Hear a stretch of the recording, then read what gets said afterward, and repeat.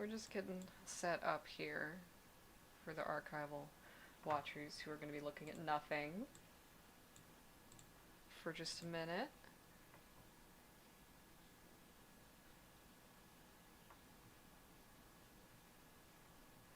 And today, we're going to be trying to figure out this part right here. Also, let me make sure that my mixing looks okay, I think. Okay, good.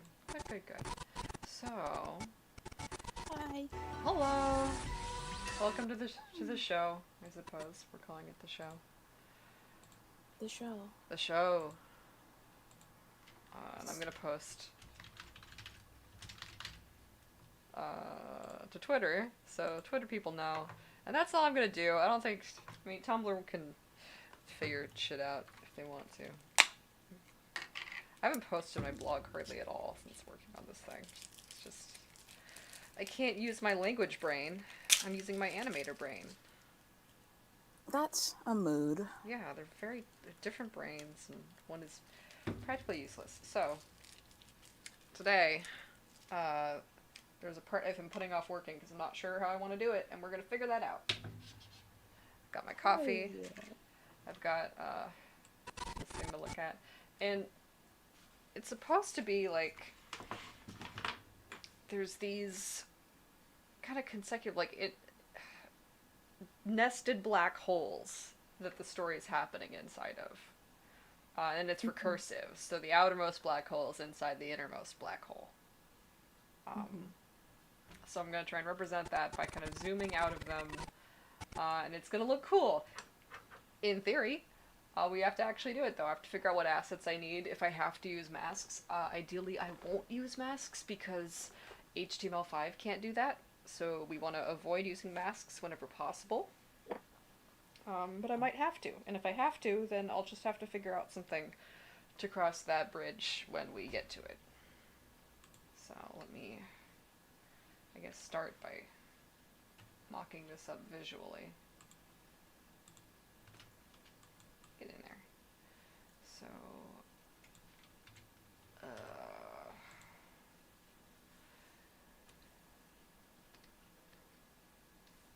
I really wanted to do some Meatclan yesterday, but I sat down to do it, and I couldn't figure out what was going on because my brain decided to be very stupid.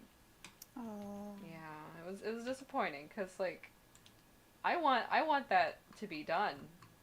I want it for Yeah. me. I want it for me. Yeah. But my brain was just like, nah, you're gonna watch aquascaping videos for 12 hours, have fun. So I did. I mean, that's valid. Oh, it's really not how to do shit. But, thank you anyway. I'm sure I will figure it out. Like, things just take time, but I hate that. So, Right. very inconsiderate of things to take time. So Right. maybe I just, like, Daft might be coming on. yay! It's been a long time since we've gotten Daft. Daft's had to worry about his ears, so Oh. so I'm glad. It'll be a clown party. We'll be all Oh my god, clowns a all the clown time. party. A clown Hell party. yeah. Mm-hmm. Mm. I mean, if we don't have one for ourselves, no one else will. So Right. right. Okay. Okay. Well, the good news is I think maybe just kind of like why can I have the scale from the middle, please? I guess I can't. Thank you, Photoshop. Um.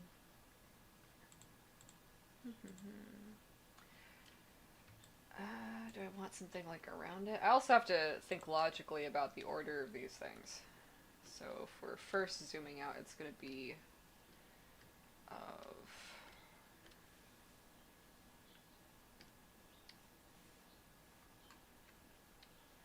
the low tack. So we're going to see like the the kind of flashing in the color sequence that implies slurred English. Oh yeah. So we're gonna do that. What goes next? That one's gonna be in, I guess, the pocket. Which is weird because the pocket is supposed to feel kind of like the ultimate one, but maybe it's only penultimate. That's fine. And then there's the one at the center of the cherub session. I guess that makes sense that one is like that. And I don't really know how to visually represent. They put like a bunch of like stars and galaxies around it in the comic, which doesn't really make a lot of sense.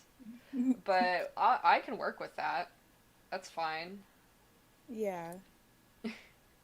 A lot of shit in Homestuck doesn't make any fucking sense. And I think the more you look at it, the less sense it starts to oh, make. of course, it's like, wait a minute.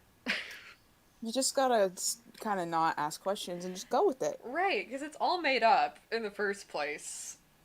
Right. It's all fake. It's all imagination time. So, I always think back to the weirdest thing. I think back to this show the Game Grumps tried to do, where they all played World of Warcraft, and like one of them is trying to explain the lore to World of Warcraft, and they bring in this other guy later to do the same thing. And he's just like, nah, if it doesn't make sense, because it's because it doesn't make sense. And that's just the best way to describe it. Yeah. Okay, well, Dang. How long ago was that? Because I feel like I remember that, but like, I don't know. I don't like thinking about how long ago that must have been. It feels very long ago. It must have been like 2016, I'm gonna say. I feel like it was adjacent to the whole like Homestuck ending time. But I don't know. right. I don't Let me know. see. Oh my god, it was 5 years ago. Ah, fuck. Okay. I don't like that. Never mind. I don't want to think about that anymore. New Folio in chat says, God, I haven't seen Photoshop in years. God, I wish that were me. So. Yeah, same. I look at Photoshop like literally every single day. Every day, like at least a couple times every 4 hours. It's like grafted into one of my organs at this point. Right. Even if I don't open it, the icon stares back at me from my computer desktop. So. It's open in my mind all the time. Okay, Yeah. let me just assume the kind of assets I'm gonna need. Probably, I can. Oop. All right, great. I can just. No. What I'm gonna do is I'm gonna make some different like empty ones to try and avoid using masks. Because that's the whole idea here. That we're not gonna use masks. So we're gonna make a couple ones that are. Oop. Oh, nope. Can I just do things correctly? Oh my god. We're gonna make a couple assets that are just kind of like this, where they're little donuts. We're making donuts. And we're gonna make a couple of those at varying widths, and I'm just gonna use those to do the thing. So if we make 2 of those, and I just grab the selection of that, I just gotta make it a little bit bigger. This is very exciting. I'm like so intrigued. I'm glad. This is like some of doing this stuff is actually like drawing. You have to have the artistic sensibilities of like the composition and the characters and things like that. And other times, it's really just figuring out weird shit. That's not symmetrical, but Yeah, because this is like, I don't like, I mean, like, all right, like, whatever works. yeah. No, you know about as much as what's happening right now as I do. Don't be fooled. It feels like see, whenever I watch people play Magic the Gathering, see, this is my theory about Magic the Gathering. I don't think there's actually rules. I think it's a big in joke, right? And there's no actual rules. People just make shit up.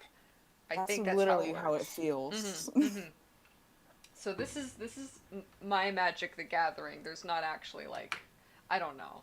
All right, we're figuring it out. If we're going, it's gonna zoom. out as well. Is it? Yeah. Yeah, okay.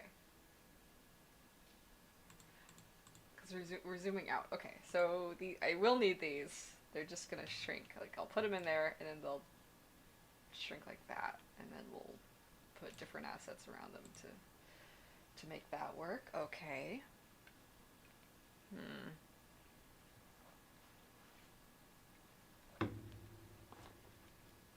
Yeah, sure. And hopefully these are the only ones I'm gonna need, so we'll just make those. We'll see if those are useful.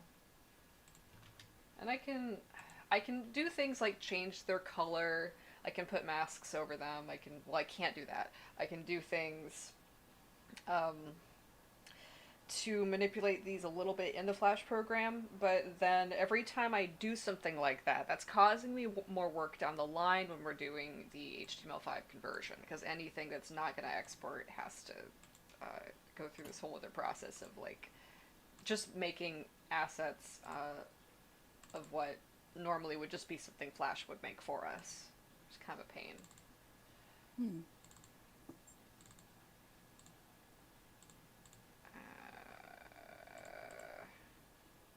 I'm actually going to start using folder structures for the assets here, because otherwise it's just going to be getting a little crazy.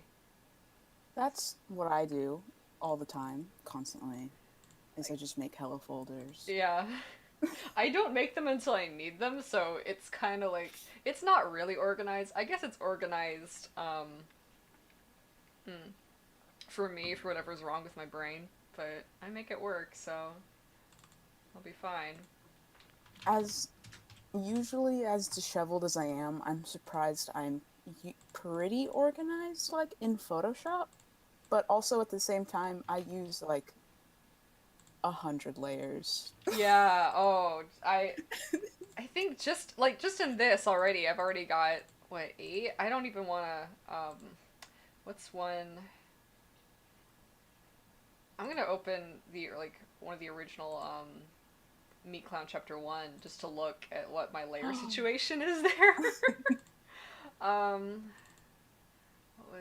what's a good one from that? I think 4. We're just gonna open the 4th one because that one's nice. How many layers are here? Like over 50. Just over 50. I don't even. None of them are named. Not a single one. None are in folders. Wow, how? I just keep going. I just keep going. I'm like a shark. I gotta just keep moving forward. Uh, I don't even know what's. Okay, so like one is text, and then people are seeing Carcat's face in a way I didn't expect. Um, they think like these are the eyes, but that's just like perspiration that got like Yeah. because I applied so many like burn and stroke layers and stuff, but like these are his eyes. Yeah, They're looking. they're looking. They're I looking. think that they're very cute. They turned out great. I love Dave's little ducky shirt. Dave's little ducky shirt is It everything. was just a pure inspiration there. I was like, what's Dave gonna be wearing? And it came to me. Just A ducky little shirt. a little quack shirt. A little quack shirt. If only I wasn't doing 40 million things, because Meat Clown's important. I need that to be done for me. But we're making donuts right now.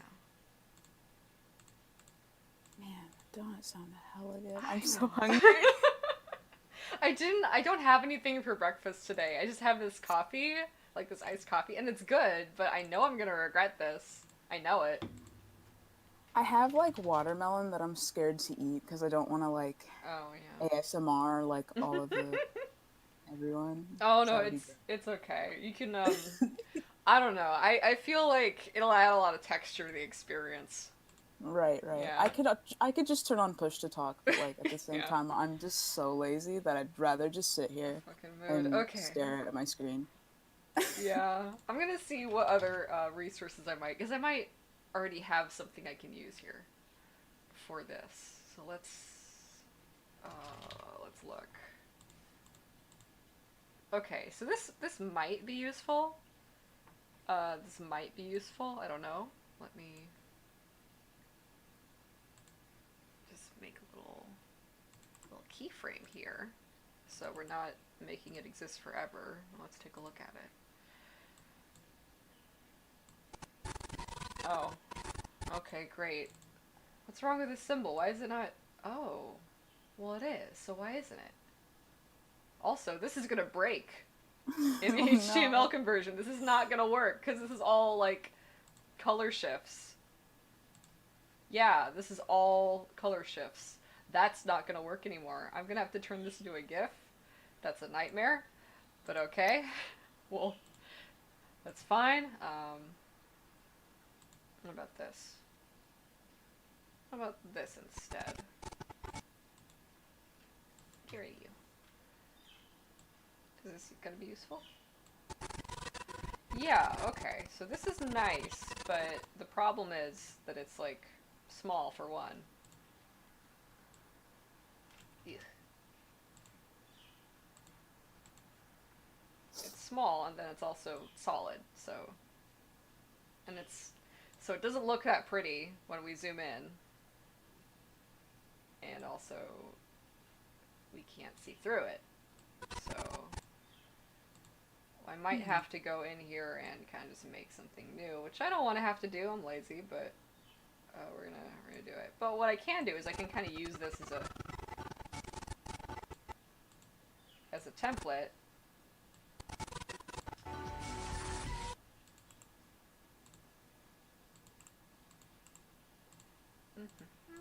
And then make it little, and then make it here, make it big.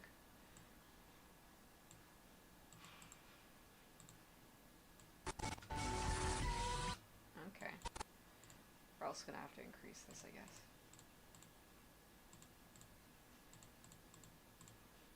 I have no idea what any layers are. Been working on this thing for years. It's fine. It's fine. Everything's fine, by the way. Everything's fine. Everything's fine, by the way. Yeah. That's what I say whenever I go outside and the air is full of smoke and everything around me is on fire. I'm sorry, that's right, California. This is like, this has been bad. We, not last year, but I think the year before and the year before that, we had 2 summers in a row up here where it was kind of like the same thing. Like, it was just so bad. I'm sorry Yeah. because it's so miserable. Last year, y'all had a tornado, like, not near you, I don't think, but like it happened to my grandma's like area. She lives in Port Orchard. Like Oh, ripped yeah. the roof off of Yeah. like her neighbor's house. Yeah, that was very bizarre. So thanks, climate Crazy. change. Thanks. Right. It's like, oh Because boy. like usually you don't have tornadoes up there, No, and then this we year we had had a just tornado. earthquakes. Yeah, this year we had a tornado down by shoot. I can't remember what the city is called, but it's like by Reno because it was by the border of Nevada. But the tornado caught on fire and then was a fire tornado. Oh. So that was lovely. Yeah, that was that this? You said this year, very 2020. That was this no. year. Oh, okay. Well, yeah, we got the murder hornets over here. I think it's okay because apparently they do get over from time to time, and we just have to like find the hive and take care of it. But I haven't heard anything, so I worry that murder hornets are going to be like the dark horse of this whole situation, Right. and we're just gonna wake up one day and it's like, hey, bye. Remember what we said back in May with murder hornets? Because they ate the governor. And well, maybe that's for the best. Maybe that's actually. for the best. Like, I for one accept and embrace our new murder hornet overlords. I think it will be a step up. Right, Hornets are yeah. extremely organized. What if they just take over the government? It's fine. It's fine. Just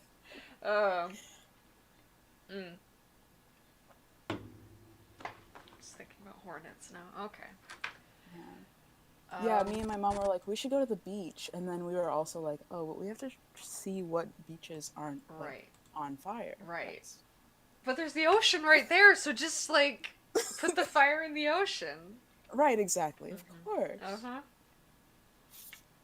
Like, it's hard. I don't know why everyone's having so much trouble. I do. Yeah, you That's an insensitive joke. This is a no. people are dying. It's fucking a nightmare everywhere right now. So I don't know what Oh else you yeah. can do, but like just I feel I feel bad though because my friends keep being like, "Oh, do you want to hang out?" And I'm like, guys, I can't go outside because I have asthma and the oh smoke." no, And so we yeah. have to wait for it to chill out. And so I think it is finally chilling out because I went outside yesterday and I was fine. That's But good. And yeah, at least like the only positive things about like when that happens is it's not as likely to happen next year. Um, but that still sucks. It's right. still Yeah. bad. I mean, we have really horrible fires like every year, but they seem to get like progressively worse. Yeah. So, like, because last year, like, we had the whole like fire from that PG&E started, like from Paradise or whatever. But what Uh, started? Sorry. PG&E, I think they for some reason accidentally started a fire because they were being a little shitty about some wild like fucking plant. I'm sorry for cussing. Oh Some no, wild. it's fine. This is very language. Just all right, no wrong. Oh, okay, cool. So they had like some stuff going on, and it started a fire, and then it caught all the wild stuff on fire, and then like Great job. just there's Great so job. much I can't even remember, but like the whole town of Paradise like got really fucked over, Oh no. and there was a lot of deaths, and actually like it got so bad the smoke that um I got 2 weeks off of school, which was like nice, but like also bad because then I came back to school and all my professors were like, "Okay, well, it's time to cram. Everybody start cramming because finals week is next week." And I was like, "Hmm, Mm, mm, all right, bad. yeah." And then some professors were like, "Oh yeah, we're gonna make the school year longer," and I was like, "No, you can't do Mm-mm. that. That's not No, okay." no. Well, Um, cause like I get that they've got a list of things that they've got to in theory do, right. but yeah, so much about school is. I mean, yes, you're learning the things there. Of course you are, but it's they just got to get like the right numbers to send over to the state so they don't lose funding because No Child Left Behind is a bunch of fucking bullshit. Um, Right. and like to try and just add more time there and not I don't know because what you're really learning at school is like just how to be in an environment with other people where you have obligations essentially, Yeah.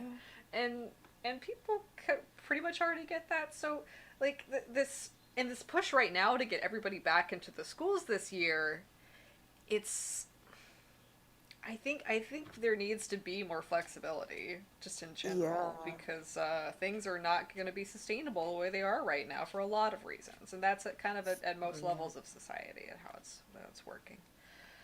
Uh-huh. Yeah.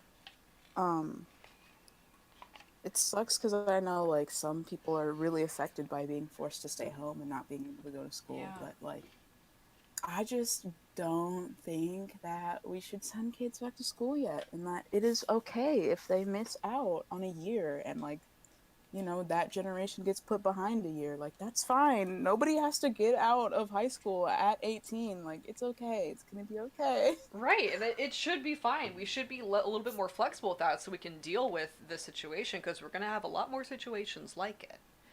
Right. Um, but this it's not that flexible. It's extremely rigid, as it turns out, very resilient to any sort of like structural change, um, which is kind of bad because that means that in order for anything to change meaningfully, something really bad has to happen, and that's not a good situation to be in. Right. And So, like I yeah. just it seems like the pandemic is already really bad, but it's just Mm-hmm. apparently not enough, which is like okay, It's whatever. great. Love it. That's cool. Oh my god, where is this asset? Where did I save it? I don't Little know. game. I Oh, the stream is God, the stream is behind the little the thing. stream is behind. The little sprites are so cute. Thank you. I will show the crafting segment that took me multiple weeks because I was just so confused about what I was doing. Oh, okay. Oh, it's in the Vriska folder. We can go there. We're allowed. Allowed. We're allowed. Uh, there we go. Okay, so these are going to be the colors, I guess, we're using. I might use that. Let's go ahead and open them, but getting I get a ton of files open. But I also kind of like this one also. Do I have to pull that into the scene to look at it? I think I do, which makes me a little unhappy, but that's okay. I'm unhappy in general, so it's not a... Aww. That's not true. I'm actually quite satisfied with a lot that's going on in my life right now, but I'm also just tormented existentially by a lot of things. I think everybody is right now. So Oh, absolutely. yeah, that's kind of pretty.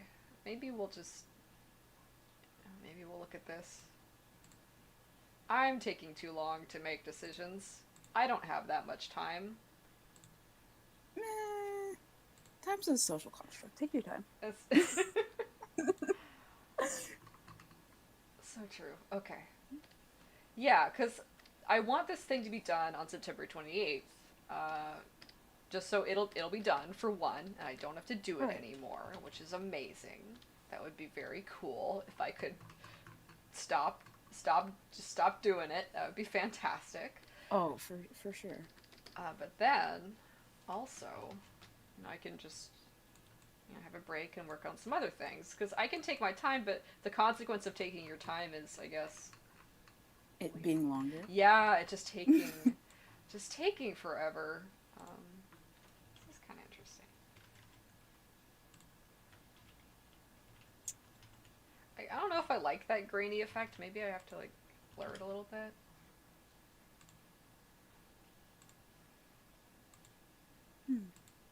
Interesting. Interesting.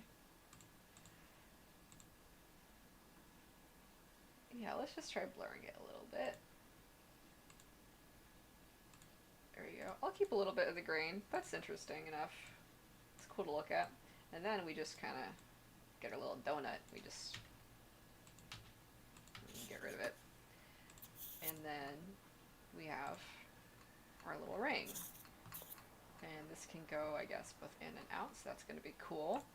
And now we just have to make all different, I guess, versions of the different colors in here. So let's make this a folder and make an adjustment layer. It's going to just take the hue and move it like, I think I needed it to be at like 20 last time. Clipping mask just to stay organized, which I never do. And we'll just kind of keep making that until it looks like we've gotten back to the first color. And we have all these.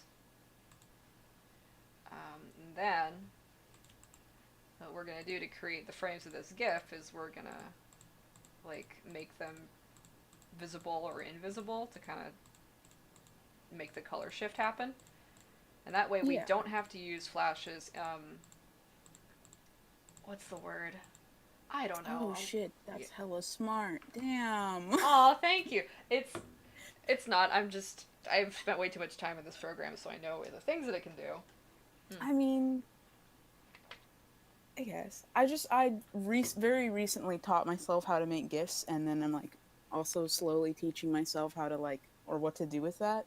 And literally the other day I was like, how the fuck would I do a color shift? I don't know. Yeah, you can also, in theory, do like timeline animations in Photoshop, but I tend not to do that because I built this computer to have like extremely good processing capabilities because Photoshop is more processor heavy for some stupid reason, even though it's a graphics program. So cool. But like you can, in theory, like make another keyframe over here and change, I guess, the properties of the hue or saturation layer. But I've always found that to be really finicky. There was some kind of problem with it that I couldn't remember. So there's just things that you would think it would be able to do that it can't. And Right.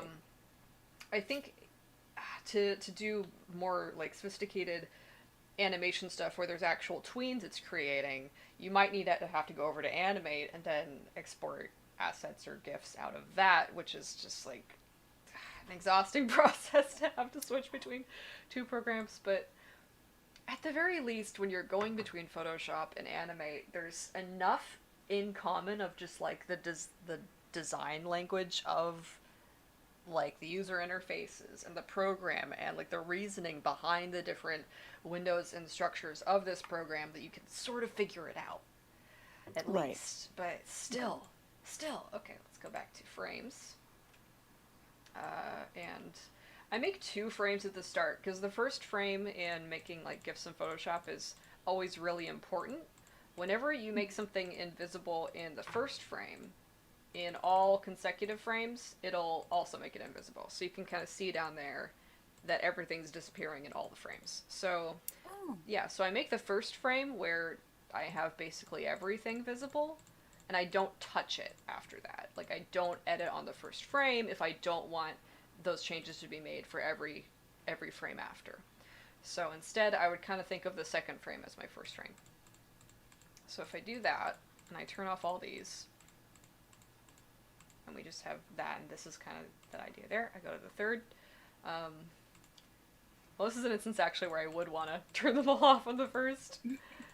But after that, like after I kind of set up the first frame for whatever it is I'm doing, I don't touch it after that. So let's have that be the first one. Then we'll do that. And I just kind of go and... Oh shit, I accidentally called somebody. Well, tell them about Act 8. And another trick is if you've got the last frame or any frame highlighted and you say make a new frame, it's going to copy the frame you had highlighted exactly and put the new frame right after it. Oh. Yeah, so how I can do this, if I want to add another visible like hue layer, I just duplicate the frame, make the next one visible, and it's just a bunch of clicking. Well, I mean, that's Photoshop. Right, it's just a bunch of clicking. It is. Oh shit, that's why I got my phone. I was like, why am I holding my phone and then accidentally calling people and then just spacing out? What's happening? It's like, hey, why'd you call me? Like, I don't know. Yeah, I don't know. What? Yeah. I don't even know how your name got underneath my finger for me to press the call button. So. It's great. Just call someone to explain like the series of events that led to you calling them, and that's about it. Right. That was like I had to delete Twitter off of my phone because I kept opening it and being like, damn, this is depressing. Yeah, and then you would see Twitter, like what's on Twitter. Yeah. And that's too much. Like I can't. And then I would be like, wait, why am I on Twitter? Like I didn't grab my phone to get on Twitter. And then I would close it, space out, and then get back on Twitter and then be like, what the fuck? Yeah. It was like an endless cycle.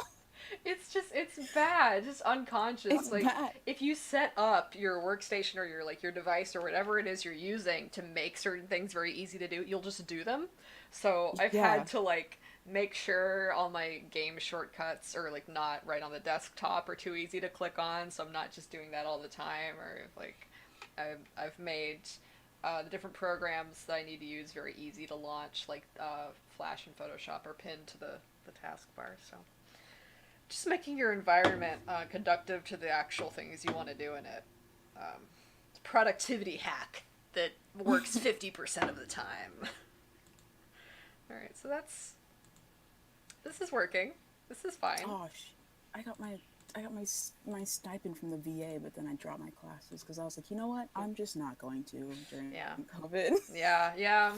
You don't need to die like that. I'll just work. It's fine. Yeah. It's like, I'm just sad because it's like, oh, they're gonna take my money away. Yeah. Because I'm not in class anymore. That's okay. That's fine. Like, there will be... It's better to stay alive. Right, yeah. Yeah. Or just not suffer. Because I was gonna do online, but like, me and my ADHD brain and online school just don't Mm-hmm. really make good results. And I was Mm, like, you know what? I don't really want to waste money on classes that that's I valid. won't do as well in. Right. So It's we can better, just wait. yeah, it's better to take just the year. That's going to be a weird year than the alternative, which is lots of, irrevocable damage to our society, Right, you right, know? right. Hmm. Okay. So where Okay. am I going to save these donuts? Here. Donuts. Now I have a problem because I realized uh, so there's this kind of, there's an alpha map here essentially. So it's fading out. But that means Mhm. we can't really export it as a GIF because GIFs don't, like, they have alpha, but it's all or nothing. So you can't have, like, this kind of gradient here. So we just have to save everything out as um, PNGs, which we can do. It's just a little tedious. And we're just going to call these the low-tech donuts. That And I'm works. just going to save out a bunch of files. It's going to be fun.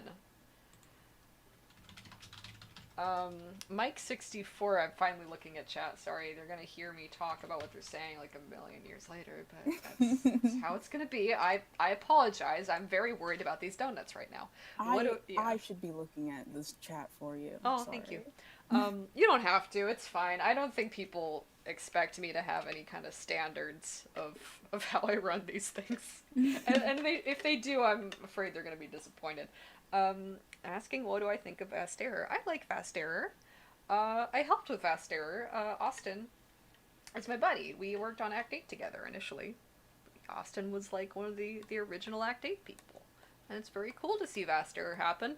I admit I'm a bad like webcomics grandma because I haven't fully entrenched myself that much into Vast Error. Like I know the characters, I know a lot of the plot and everything, but I'm not. Um, so I'm gonna sip my coffee. I don't know like every single thing about it. I haven't memorized all the Pokemon, so to speak. Right, right. But I think there's a lot good going on with it. It seems like I'm proud. I'm proud of him. Arccheck's my I grandson. I love Vastair. All of the characters in Vastair are so incredibly lovable. I love Like, Taz so oh, I love much. Taz Oh, too. good I just clown. I love all the characters so much. I'm like, let me just hold them all in my arms. Like, Elsie's great. I think Taz and Elsie are my favorite. I yeah, I agree. I really like what is their names? Hazel and Talald. Oh my god, Talal, oh love my god, she's amazing. them. She's so great. Every time they're on screen, I'm having the time of my life. Like I know they're not good Yes, people, but I'm just like, yes, please more of this. I please would more just of it. watch a spin-off show of a spin-off comic of those two just doing horrible things to Right? Yeah, society. no, me too. It's I'm just like, this like, is good. I love this so much. uh, hopefully we can dream. Yeah, And the latest updates have been very cool with like the moon. I have not caught It's up with the pretty latest fun. updates, Me, but me neither. I'm very bad. Like I said, I'm irresponsible. But I'm an irresponsible webcomics grandma. But I have to save donuts. Like, look, I'm busy. yeah, you're busy with the donuts. Yeah, It's I'm busy fine. with the I'm donuts. sure Master understands. Yeah, I'll check in. Are you winning, son? Every so often. Right. And I'm I yeah. I on the other hand have no right to not be caught up, but I'm just lazy and sometimes reading is like, I'd rather not. Reading is so bad. I've been trying to read like some actual theory and stuff, and it's fine. But like I said, my animation brain doesn't like words. Doesn't like Yeah. that words are like a thing and refuses to. So Yeah. weirdly, like a lot of the nonfiction I've been trying to chew through right now is being very stubborn to my brain. Also, I don't have a lot of time. But there Right. was a book that I actually got fairly into. I think I've only got about 100 pages left. It's about 460-ish. And it's about trauma, so that's great. But it turns out that reading things that are not like translated from French or German and also not written like 50 or hundreds of years ago by weird abstract like artists and shit are easier Right. to digest. What? So Hmm. that's been that's been helpful to actually just read something written in English from the start uh, that is meant to be like digestible by anyone and not trying to. I guess that was my fault for thinking like, yeah, you haven't had time to read anything between college and now because you were working two jobs. Let's just jump right into theater and it's double. Let's just jump right into Marx. And like, okay, this will be Right. fine, and it wasn't. Right, yeah. Yeah, Um, sorry, my dogs are barking. that's okay. Um, It's adding to the atmosphere. It's the ambiance. atmospheric dogs barking. Hmm. Yes. Um, I forgot what I was going to say. Something about reading. Oh, my dyslexic brain is kind of like your animation brain, where I'm like, words? Absolutely not. No No, words. No, thank you. We don't I need reject those. words. To the point where, like, Homestuck has been, like, the first kind of, like, series of things that I've ever finished reading, like, on my own, that, like, Yeah, wasn't assigned by school, I which makes it very special to me, even if, with all of its flaws, but, you know. it does a lot of things that are they're weirdly helpful for that, and you would think not, but like the typing Yeah. quirks and the text colors based on Yeah, characters yeah, and things like that just make it so much easier to kind of like break things up visually so you can kind of understand how things are moving between like one character to the next and different ideas, and it's got like the visual component of the comic, and it's like so cool, and it's so Right, cool that I'm still attached to it even after all the fucked up shit it does. right. Yeah, like the text colors was one thing that was like really helpful for me. The typing quirks, in a way, some of them are helpful and others are not. Like the ones in all caps, the ones that change the shape of the word, because the Mm-hmm. shape of the word has a lot of stuff to do with how you read. Yeah. So in all caps, or like Gamzee's text where the shape is like gone, that Yeah. hurts me a little bit. And then like for some reason, I just can't understand Kankri's quirk. I I don't know. just can't wrap my I brain hate around it. Cancre's quirk for It's the for worst. yeah, it's the worst, but also for one very important reason I'm gonna demonstrate like right now. We're Hi. gonna Hello. hello Val. We're gonna do this. We're going to come for Cancre Mantis. We are going to destroy this man. Okay, so his quirk is um it's His quirk is like constantly like a six backtracking what he is says a every 5 B seconds. is a B, Mhm. right? But then 9 is like, why is the fuck does G. 9 look like that? Never mind. Is like an O. So I Yeah. so it's like instead and of also every time that he speaks, he backtracks. which it should be this 9 should be G. Why isn't it Nine G? should be G. 9 should be Yeah. G. Why isn't it G? Cancre. B and O, that doesn't make any sense. Answer for this, Andrew Hussey. I don't care about where the 2 million Hive Swap dollars are. I don't give a shit about that. All right, that's Right. your business. It's none of my business. Why the fuck is 9 not G? Explain. Make it make sense. But all right, we're done with that. I've said my piece. Yeah. I don't need to elaborate. I think I made that extremely clear. No, yeah, no, it is extremely I clear. think it's I extremely clear. I hate Kinker's quirk. I don't know why. It's a simple concept, but like for some reason I just look at it and I go, ew.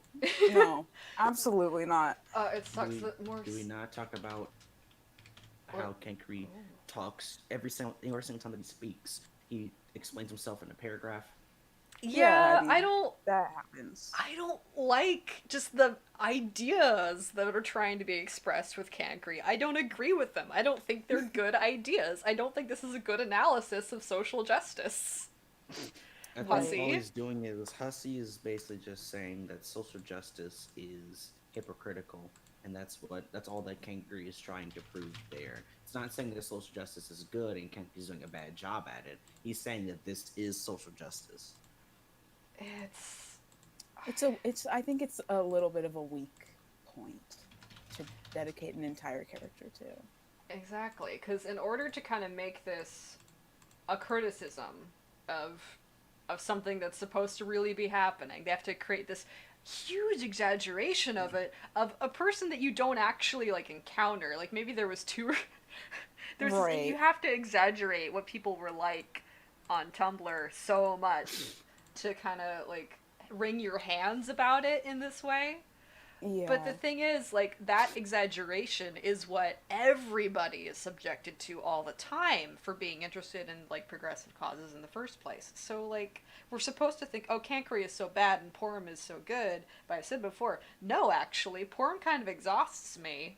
At least Cancri is taking a risk on something.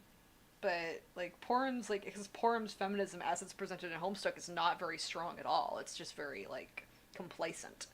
Right. I And their don't like little arguments in Homestuck were so irritating to me. I was like, oh my god, whatever. Like, It's just watching this old detached man who has no like actual skin in the game just like argue with himself about shit that's not important to anybody. yeah. I was like, this is not. I don't. Just bye. I'm gonna Mhm. go. I would like to know what's going on with Tell me Mina when now, you're thank done. you. I'm leaving. Yeah. uh, we are gonna have a walk around in Act 8 where we might revisit some of the ancestors, and I might have some things to say about them. So yeah. As much as they are extremely flawed, I do love the ancestors. Oh yeah. Not as much as yeah. other people, but I do love them. I love Latula. Like, there's so many really interesting things going on here. I love Latula, Yeah. and I love Mina. I aggressively love Mina. Mina's good. She's so good. She's so much fun. Like, every time she's on screen is fun. Like, It is Mina genuinely very fun. commands- Mina commands agency at all times, and She it's does. nice because it doesn't feel like it. Because the problem is that a lot of the characters in Homestuck will sort of sit around and be complacent, and whenever you have a character that breaks that, it's like, oh my god, they're like everybody seems to have like a love-hate relationship with the character, but like Mina just remember whenever Mina stood on Tavros' horns? Yeah, that I never didn't like happened that so before. much because like Tavros is subjected to a lot of weird stuff. And all this. Right. Just because he doesn't say no, everybody thinks that he's saying yes, but it's more like he doesn't Yeah. want to say no. Yeah. Yeah. Although, like, Oh, there he is. just Uh-oh. even though she did that, it's still like, I don't Yeah, know, I just she's don't like trying. Homestuck's ideas about girl power sometimes because it's like, Yeah. that's not. Well, this is why we get people. This is why we get people who are better at it to write about it, and this is where you come in. Oh, Yeah. thank you. This is true. Thank you. It's weird to kind of like have Homestuck be the way it is, like it kind of trying to bait these antagonistic relationships that it's not really good for anybody. Like that's not how I think about it because that wouldn't really be healthy. Like I wouldn't want to engage with something if I was just frustrated, like actually letting it get to me in that way where I felt like I was like fighting Andrew Hussey in a Macy's parking lot. I don't know why it's always a Macy's parking lot, but it is. That's where you fight. Yeah, that's that's where we fight. Yeah. It's what else are we gonna use it for? Parking Right, to of go to course. Macy's? No, Absolutely not. absolutely not. Yeah. So, because that's like exhausting, but I think that's a lot of what Act 8 is ending up being about, like the kind of relationship you have mentally with maybe like something that's trying to be very negative towards you, and how do you deal with the rest of your life under those circumstances? No. Right. Yeah, so. And how do you like continue to live, just do stuff for yourself when there's this thing over your shoulder being weird? Right. Homestuck is intensely weird. I don't know why 7, 8, and 9 come before 10 to 17, which come before 1 to 6, but okay, Flash, I'll let you do what you want.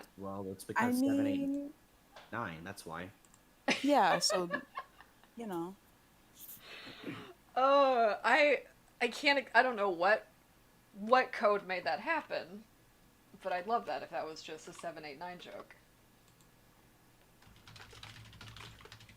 Okay, so we've taken an hour just to make this thing. So that's great. Love that. I just forget how Has much it really ti- been an yeah. hour? Oh, Yeah, it it has. I forget how much time things take, and I don't like it, but it's Me true. too. It's just I have true. like I have the worst like comprehension of how long things will take Oh, me. Like same. I'll be like, "Oh yeah, I can get this thing done in like 15 minutes," and it'll take me like an 3 days. entire hour. Three And days I'm like, "What do later. you mean?" Hello? I know, that's what's bad about trying to stay organized and, like, have due dates for things and, like, plan out how much time something's gonna take, because I'm always so fucking wrong. Yeah. I'm I'm always always like, so I can finish this thing tonight, and then wrong. like 2 days later, No! it's finally done, and I'm like, "What do Yeah, you? this What? crafting What segment. happened?" This crafting segment took me multiple weeks. I'll show it to you if I after I fix this part. But so I have like sticky notes up on a board above my monitors right now that I've been using to kind of keep track of the thing. But it sucks that, Mhm. like, okay, I have this thing, I'll be able to move this off the board once it's done. But if that thing is just hellishly taking an entire week, then I never get to actually move it, so I never interact with my organization board, so I start getting less organized, so it's just this horrible cycle of everything getting progressively worse. No. Yeah. But Don't I'm, worry, yeah. it'll be over. It'll be Don't over worry. one way or another. Yeah. September 28th, I will make this work out for me. Because I need just time to just make the clown shit instead. I need to finish Meat Clown, then I need to do Heretic Pride. Which Meat is clown, meat clown, meat clown. Meat clown. Meat clown. It's gonna be good. I started watching a playthrough of Silent Hill 1 because I don't have anything I could play Silent Hill 1 on. But I was talking to my friend about it because I like have not I know of Silent Hill and like what it is like Yeah. in theory, like in general, because it's like one of like the most classic games ever. Mm-hmm. Um you know, and I know like a lot of the like Pyramid Head and a lot of like the other like Yeah, villains, yeah, from Silent Hill 2. but I don't like know the storyline. And so It's I was like really, talking yeah. about it, and I was like trying to comprehend it because like Silent Hill 1, it just starts off and you're like, I'm in a town, here's a police officer, and the police officer's like, here's a gun, bye. Here's a gun, And bye. you're like, my kid is missing, and she's like, bye. Like, damn, bro, suck the And I was fuck like, it. Simple, this simple's doesn't great. Like, make all, any yeah. sense. It's like, well, I have to do my cop investigation thing. If you're not coming with me, I'll just give you a gun. And I'm like, what? You just gave a citizen a gun? Like, yep, Yeah. yep, this is America. And they're like the only two people in town, and like it's just like they don't question like how each other got there or anything. No, It's nope. just like I was like, okay, this is fine. I was talking about it with my friend because I was like, wow, like I didn't expect it to not that a lot of horror makes much sense, but I was like, I didn't expect it to make like that little of Oh sense. no, Silent Hill 1 is from that weird, like, era of games where a lot of them are still extremely stilted and, like, awkward and it doesn't quite feel like it's real. Right, like Yeah. all of the dialogue he says, I'm like, hello, Yeah. who speaks like this? If y'all wanna have a really interesting time playing a video game, y'all should play Pathologic. Actually, don't play Pathologic. Please don't play Pathologic. No, You're gonna I'm hate just yourself. watch H Bomber Guy's video about it, and you've got like Don't want the yeah, experience don't watch. like narrowed down. But Don't Silent Hill, watch. I loved it so much. I think that was my favorite game growing up. I played it like way too young because it's about like monsters and gross shit. But I love that. I just The love nurses- Silent Hill. I the love horror. nurses. No, the nurses weren't in Silent. Well, they were in Silent Hill 1, but they weren't like sexy because it's Yeah. not that kind of game. Like Yee, sexy nurse. He's gonna kill me. Yeah, they came in for like they were in Silent Hill 2 for a reason because of James Sunderland's character.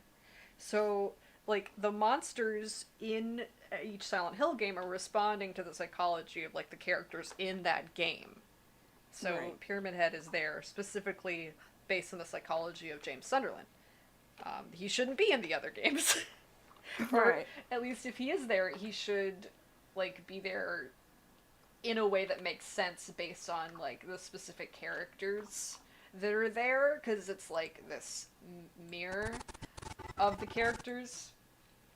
Like it's a psychological horror. But I love Silent Hill so much. Gamzee is Heather Mason. I said it because it's true. And I'm excited to get there yeah. to see why, because Yeah. I know nothing about the characters of Silent Hill. I just know of Silent Hill. It's a great experience. It's like, it's just, there's nothing quite like what it is because it's so weird. Right. And it's even weirder probably to look back at now when it's been, I'm gonna freak myself out here, over 20 years since like it came out. So yeah, the lore is like, and the story is, because it's so weird and such like this kind of stilted, awkward experience, kind of hard to interpret. It's a little esoteric, but unfortunately I was that like obsessed nerd that like read all the plot analysis and theories, and so now I know everything about it. Right. I even yeah. That's like honestly good for you. Yeah, Sounds like a it's good good to have time. hobbies. Yeah. What do you mean there's not enough memory? I'm excited to play because I bought the second and third one, but I'm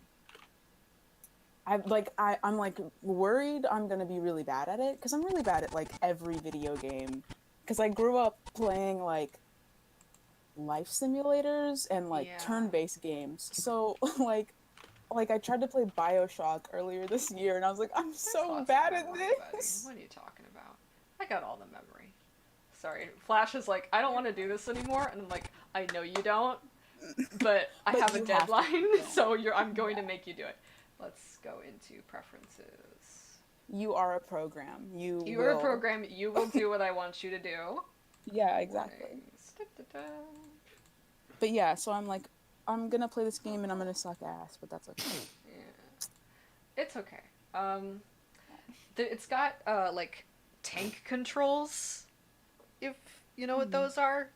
So like one side of the controller is basically determining your directionality. Like you kind of rotate the character and then they can move forwards or backwards. I have Right. a That's how that question. works. What is the point of the pyramid heads? I never understood. What is? Oh, why- so Oh, also, if you play this game called it's hold on. So there's a game that involves things. So they make a cameo. Cyborg. gonna make any no, keyframes? I can. Okay.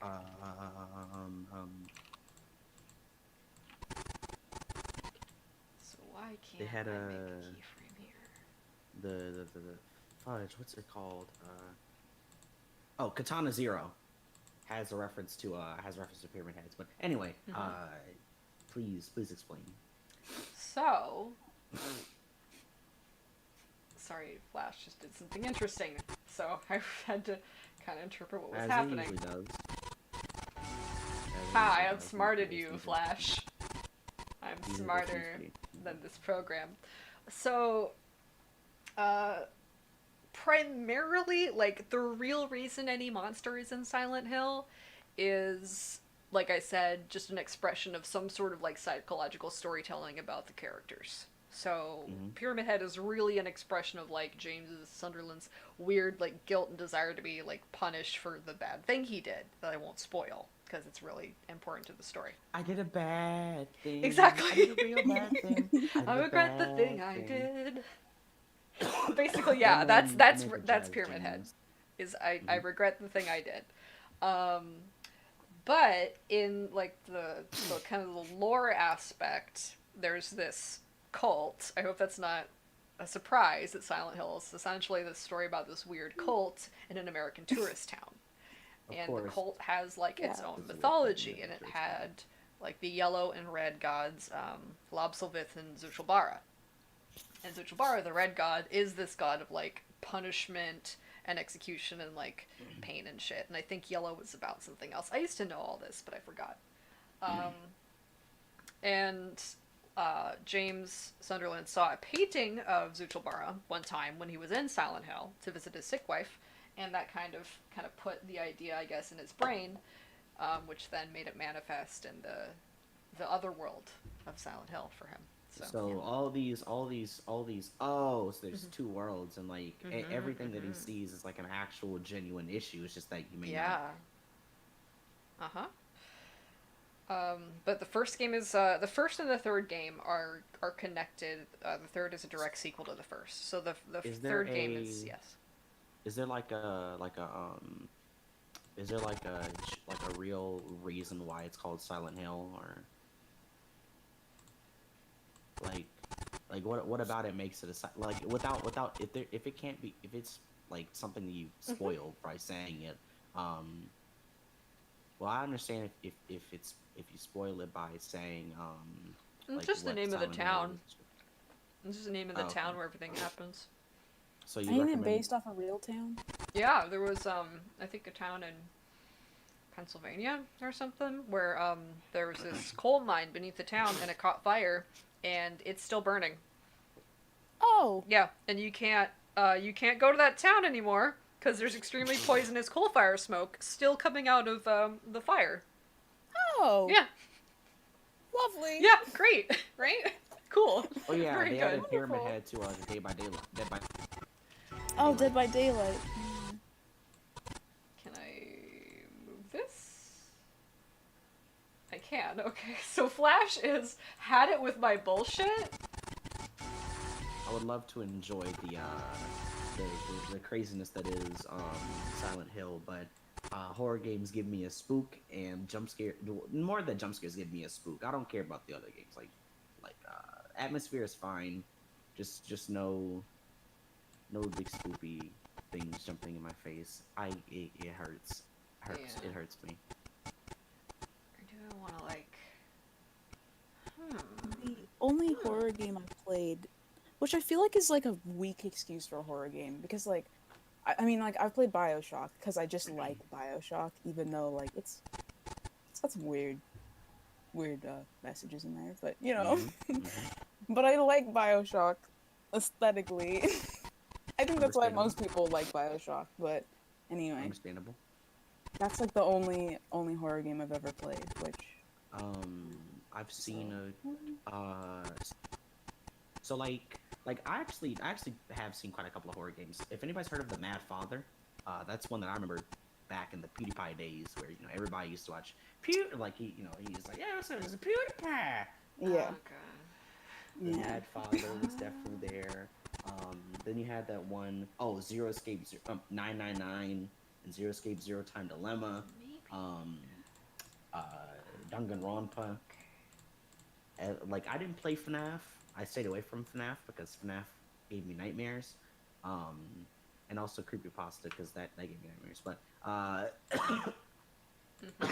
um, there was that.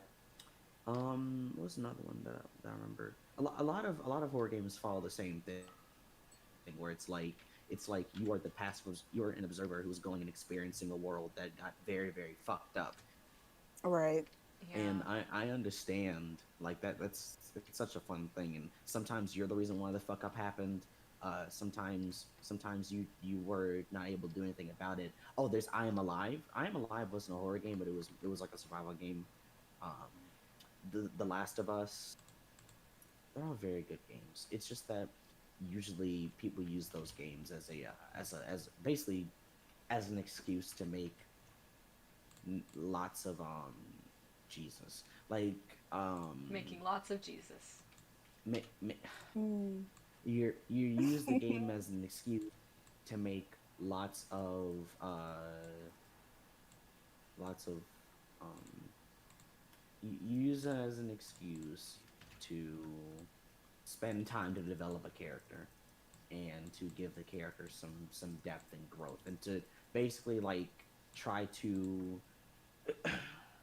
pick apart Yeah. the brain Yeah. for whatever point that the game is trying to make, because most of it is literally just philosophy.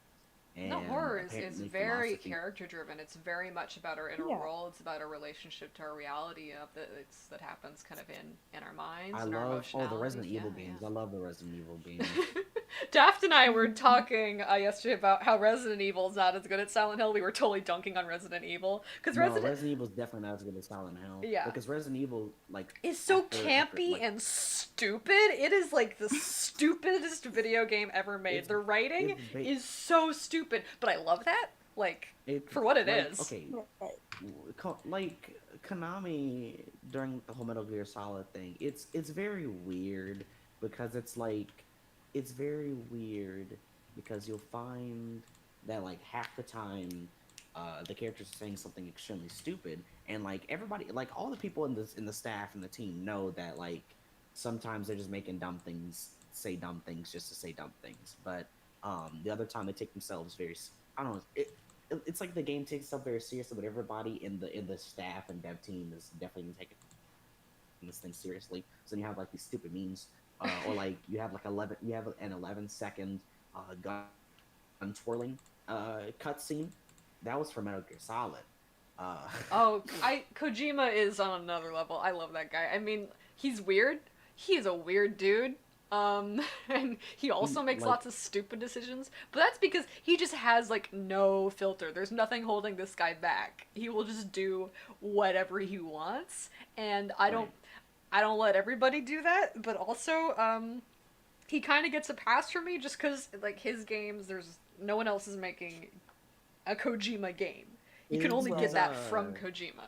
his weirdness and stuff is also not like phobias, so that's fun. Well, I mean, it is like ladies got to be sexy because they breathe through their skin. I'm like, okay, Kojima, it's Yay. fine. Can we go back to like nanomachines and memes, please? Oh, don't forget about the oh my gosh, Metal Gear Rising: Revengeance was definitely something else. You had a lady who Oh, who yeah. had the frog leg sword.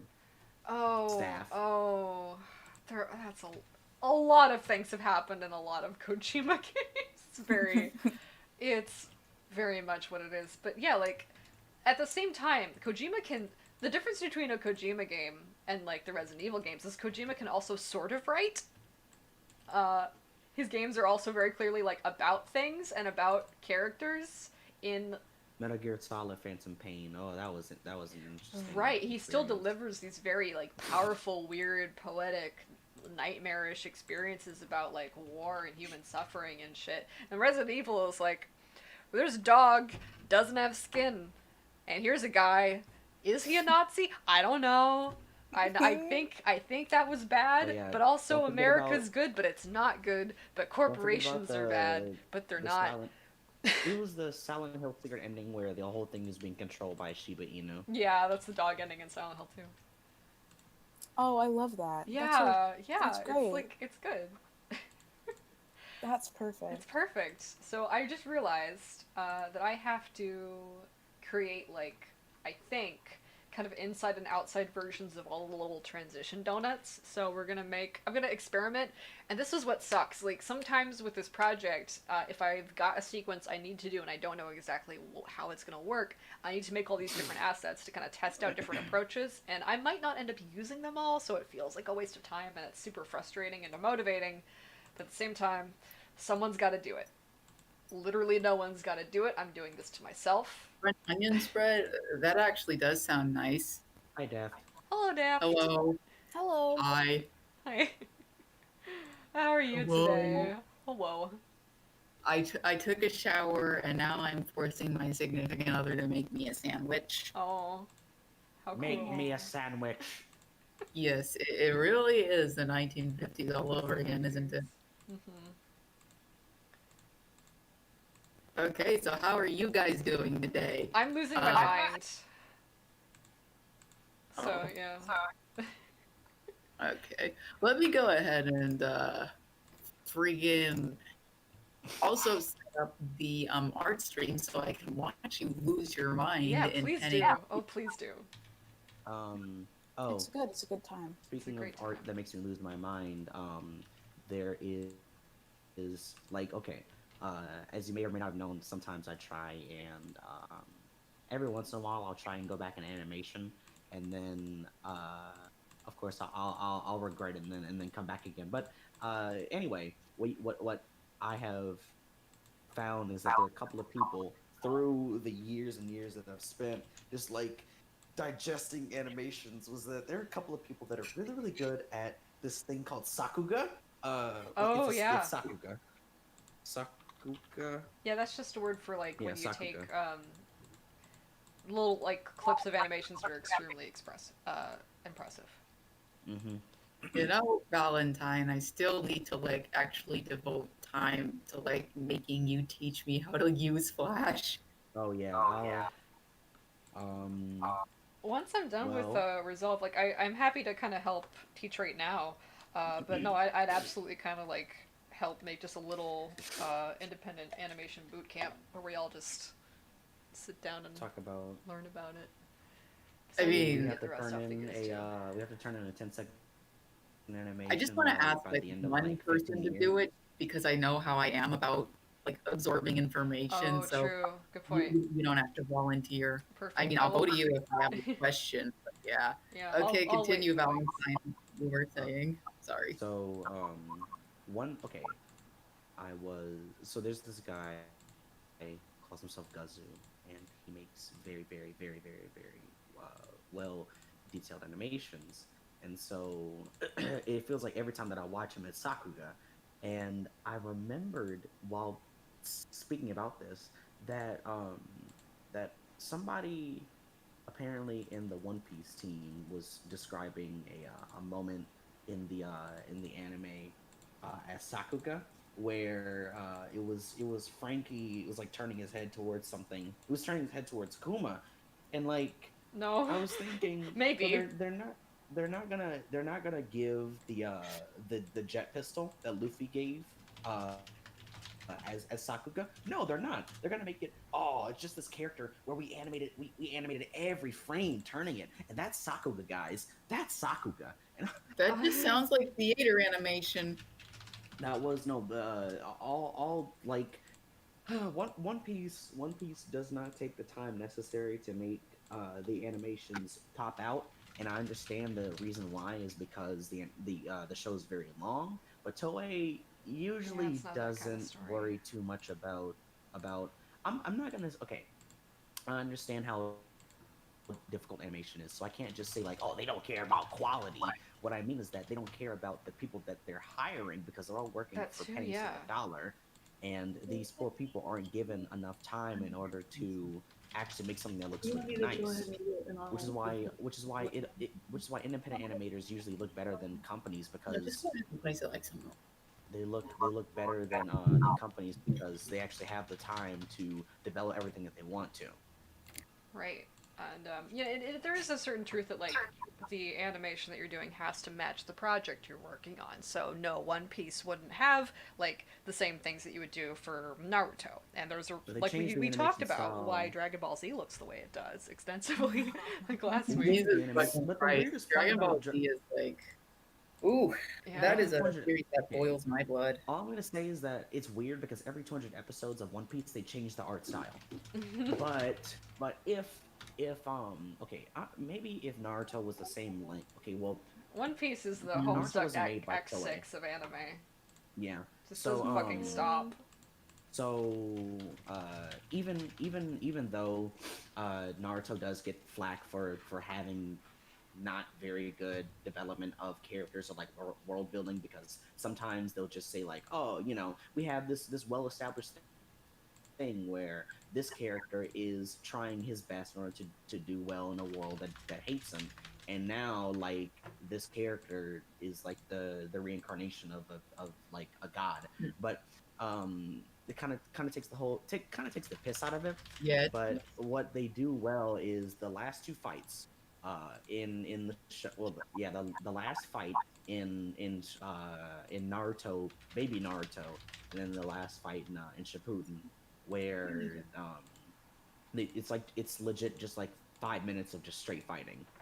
No like oh I'm gonna speak while talk I'm gonna talk while fighting because talking means that we're learning about each other while fighting. No. Like actual like hand to hand, they're boxing, and it's fun.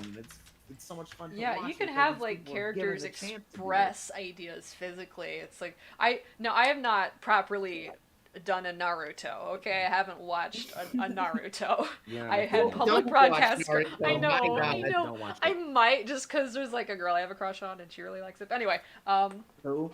I'm not Who telling you. do You like? don't know them. Hinata? What? What? No, like a I real thought you had person. Like a real girl. Oh, a real girl. Not Wait, an you talking about the anime girl girl. the anime girls aren't. You talking about the anime girls aren't real? No, not they're real? not real, Belle. No. Real people. Anyway, what was I fucking saying about Naruto? But like, you can express so many cool things in fight scenes and like how characters are communicating and like what they're feeling about what they're doing.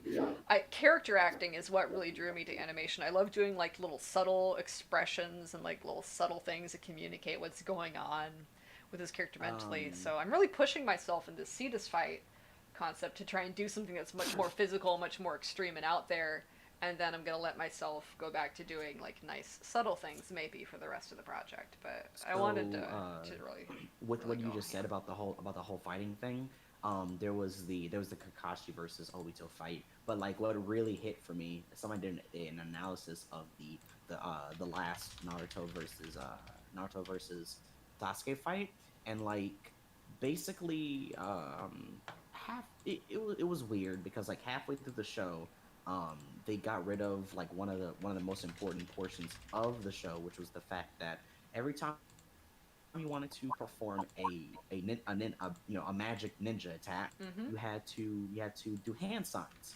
So like like Wait, they took that out? What? well they just like Naruto will just do one hand sign and now he did Shadow Clone Jutsu, or like he'll just hold his yeah they don't really spend too much time doing all of the whooshy finger stuff like they used to. They kind of did take it out. And so in the Naruto Oh, versus great. Sasuke fight, Thanks. yeah, every time that Naruto, because like halfway the first part of the fight, Naruto will start doing his hand signs in order to make his stuff appear, and Sasuke will literally just punch him in the throat, like take his hand and finish the sign, and then utilize the fact that the hand sign's been completed to do the rest of his attack. And then Naruto basically just says, "Fuck it, I'm not gonna do this anymore," and goes back to like regular fighting because Oh. Sasuke's being crafty. I thought they were gonna Beating them do like Sounds like a Sasuke move. like the thing where you sometimes do in these like magic supernatural powers sort of stories where there's something that a character has to do or something they have to interact with in order to express this power, and then at a certain point in the story the character becomes sophisticated enough in their control of this power that they can actually kind of do away with the artifices of expressing it. But that doesn't sound like that's what happened. It sounds like they just kind of got tired of this story element and decided they to find basically- reasons to not deal with it anymore. They spent at that point where like all this stuff was happening to basically say like, oh yeah, this thing's outdated. They're just not gonna use it anymore. And then like the best part is that when Naruto and Sasuke did their big boy anime fight, like it went from it was so funny to watch because they went from having like a like we're gonna use all of our god powers right at the beginning, and then they drop them, and then they legitimately just start boxing each other for the next like canonically 6 hours. Like teeth are being like you hear the weight of every punch, and like see on the ground how like a tooth gets popped out. Oh, That's So right. gritty. It was so good. It was so Nasty. good. great. What you need to watch is like they just summon all of their big old kaiju beast monsters to fight and shit. Like You know, It was I don't just want to be the like two a of them. bastard about this as well, but the fact that they kind of took the hand signs out when that was one of the visual, that was like a visual, it was like a visual unique flair that Naruto had, and for them to just take it out for Yeah. the convenience of animation is just kind of, mhm. oh my goodness, not It's good. Yeah. if characters do it at all, it's like very like like they'll have the ka-chung noise while Naruto makes a finger thingamabobber and then goes at it. But like, um, Yikes. yeah, Sorry, Gunner Channel's saying a lot of things to me in chat. What's my most black-pilled Homestuck theory? I think you asked that like 40 minutes ago. I black-pilled? I don't know. Maybe Homestuck is kind of bad. Like, black pills. Yeah. Like black pill is basically like you are able to perceive the world where everything is doomed, basically. Like it's just nothing being, it's matters. just being um, it's just being like a update Gamzee reader. You just know Homestuck's kind of evil and doesn't like you. Yeah. That's just the experience. A black pilled Homestuck theory. Black characters don't get It's the not rights that good. they deserve. It's not good. Homestuck's kind of Saying bad. that Homestuck is this quality product, and it's really not. It's just like shit posting, but the author is constantly pretending that he is a smart man. Hussy's not a smart man, which is okay. I'm stupid. I know I'm stupid. We can all be a little stupid. We can sometimes. all be a little stupid. It's the kind of stupidity where if you make a mistake, you're not going to admit that you made the mistake, and you're just going to dive headfirst into your ignorance instead of admitting that you made the mistake in the first place. Right. That's a huge problem with Homestuck. Here's the real black pill. Everybody else's black pills are invalid because they haven't listened to my black pill yet. Okay, Val. Time for Val's opinion. So. Oh shit! Here we go. Here we go. I'm ready. So, Homestuck has been bad pretty much ever since the beginning. Not necessarily, well, in a way that it has. I don't think it ever was meant to be as thought provoking of a piece of literature as it's grown to be. I know calling it literature sounds it is literature. like No, like it's very, literature. like, yeah. So it was never meant to be that way, and so half the time it feels like Hussey and his crew are kicking people in the teeth whenever they do things like I can insert literally anything from the epilogue or anything from any of the acts, and it'll explain how I feel about it. But with that being the case, it never was meant to. It never was meant to grow like it was supposed to. Even Hussey himself said like, "Ugh, I don't want to work for 10 years on this shit. Like 1 year and I'm good." And look where we are now. Yeah. So with all that being said, it feels like everything it feels like he and his crew are kicking you in the teeth whenever they do stuff in the epilogues or anything in like story canon, because I think we all secretly wish that they have learned from their mistakes. But the thing is, they're not going to learn from their mistakes because they're going to be because the mistakes that are being made haven't been corrected ever since they started. Absolutely. Which is at the beginning. Absolutely. And it's up to us as readers and as digesters of media to be able to more critically look at it.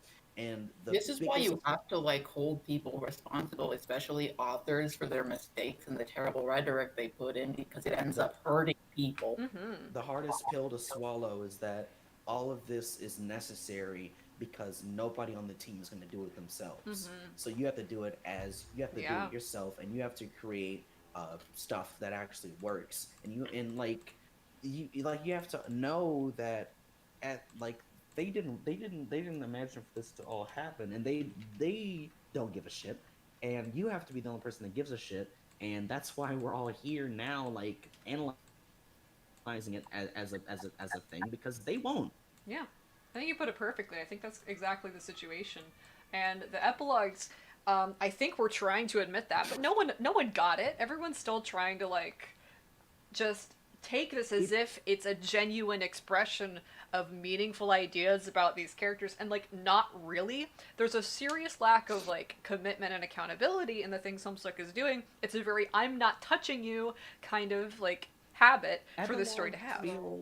Epilogues feel like it feels like these epilogues are just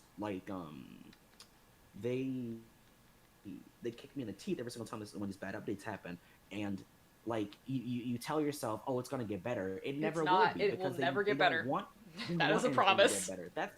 That's the biggest issue about it, is that like at whatever level, anybody who digests the Homestuck 2 content believes that at some point they're going to like learn something, but they don't have to, and nor do they want to, and it feels bad every single time that something bad happens to to a very like well established character, but like they were intending to do that in the first place, and there's no like development that they're trying to give, and we try to imagine like, oh, they're gonna do this, they're gonna do that. They're not, because they don't want to. They never will. They Yeah. never wanted to in the first place. They never will. It's so funny that Gamzee is one of the oldest character concepts that Hussey has ever Oh my had. god, and yeah. yet Okay, you still tell got treated people. like that.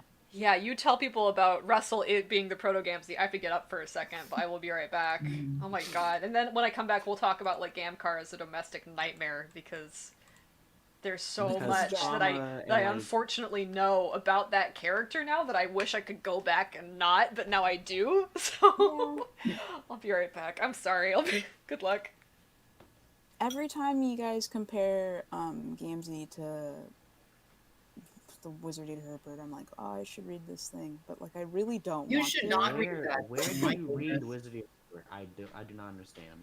I kept on trying to find ways to read it, but like all I can read is like the little snippets that Roxy read. God, I read Wizard E. Herbert, and the thing that popped out to me the most was basically the Margaret Thatcher line. Like, why does this man have this weird obsession with Margaret Thatcher? I don't know. On one hand, it's like I get what he's doing. He's really trying to nail home the fucking like comparisons to the Britain economy. Like he's really trying to tie it into the culture that J.K. Rowling came from. But on the other hand, Margaret Thatcher was like a monster. Right, Like- like a bad person. No, she was like this really fucked up. Like a lot of Britain's socioeconomic problems are specifically because of her. Like she made things worse for poor people. She did some. I think she had like concentration camps or death camps or What? something way up in Ireland or Scotland or something. Like this woman was a fucking nightmare, and people like hate her. How do you read Wizard of Herbert? I want to know. Whoa. The thing is, I can read it because I'm used to like Hussey's, like the way he uses words Like, and the way. physically, where do you find Wizard of Herbert content? Oh, it's actually like on an old website of his. Momo was the one who linked it to me. Link. We're gonna have to get Momo to link us to Wizard E. Herbert. No, I can find it. I think. Fucking Wizard and Herbert and the Mobius. No, what the fuck was going on when he was making this Harry Potter fan fiction? Okay. Sorry, I have to do captchas because I'm that dumbass idiot who always has my fucking. Found it. Oh. Oh. Thanks. I'm doing this captcha for nothing. I found like a website that allows for you to read his 100,836 words, which span over 209 pages of Wizard of Herbert. You can still find the thing. Like, don't. Yeah, you can don't, definitely still find it. It's like 209 pages. It's a bunch of fucking words. There's the Starlight Calliope. Apparently, that's like a comic that he wrote. Yeah. That clown character, that's also a proto Gamzee character. In a way. The works of Andrew Hussey, Team Special Olympics, Whistles, the Starlight Calliope, Wizard of Herbert, the Mobius. I specifically say that the clown from fucking Starlight Calliope, I don't fucking care. The clown from Starlight Calliope, and then I say it right. The clown from Starlight Calliope is a fucking Gamzee proto character because I've seen like rough drafts of him taking care of a baby version of his master who he worshipped. Yeah. So that was fun. That was lovely. Not a fucking minstrel character at all. Yeah. So he has Barty's Brouhaha, Janju Edits, Cool Dude and Stoner Lou, Coma Bear, Sweet Bro and Hella Jeff Origin. There's Book Defacement, a time-honored tradition of scribbling books to create gifts for others, internet advertisement adventures, gang bunch forum misadventures, fine art reviews. He even has art tutorials and newer stuff, which is like a bunch of interviews. But um,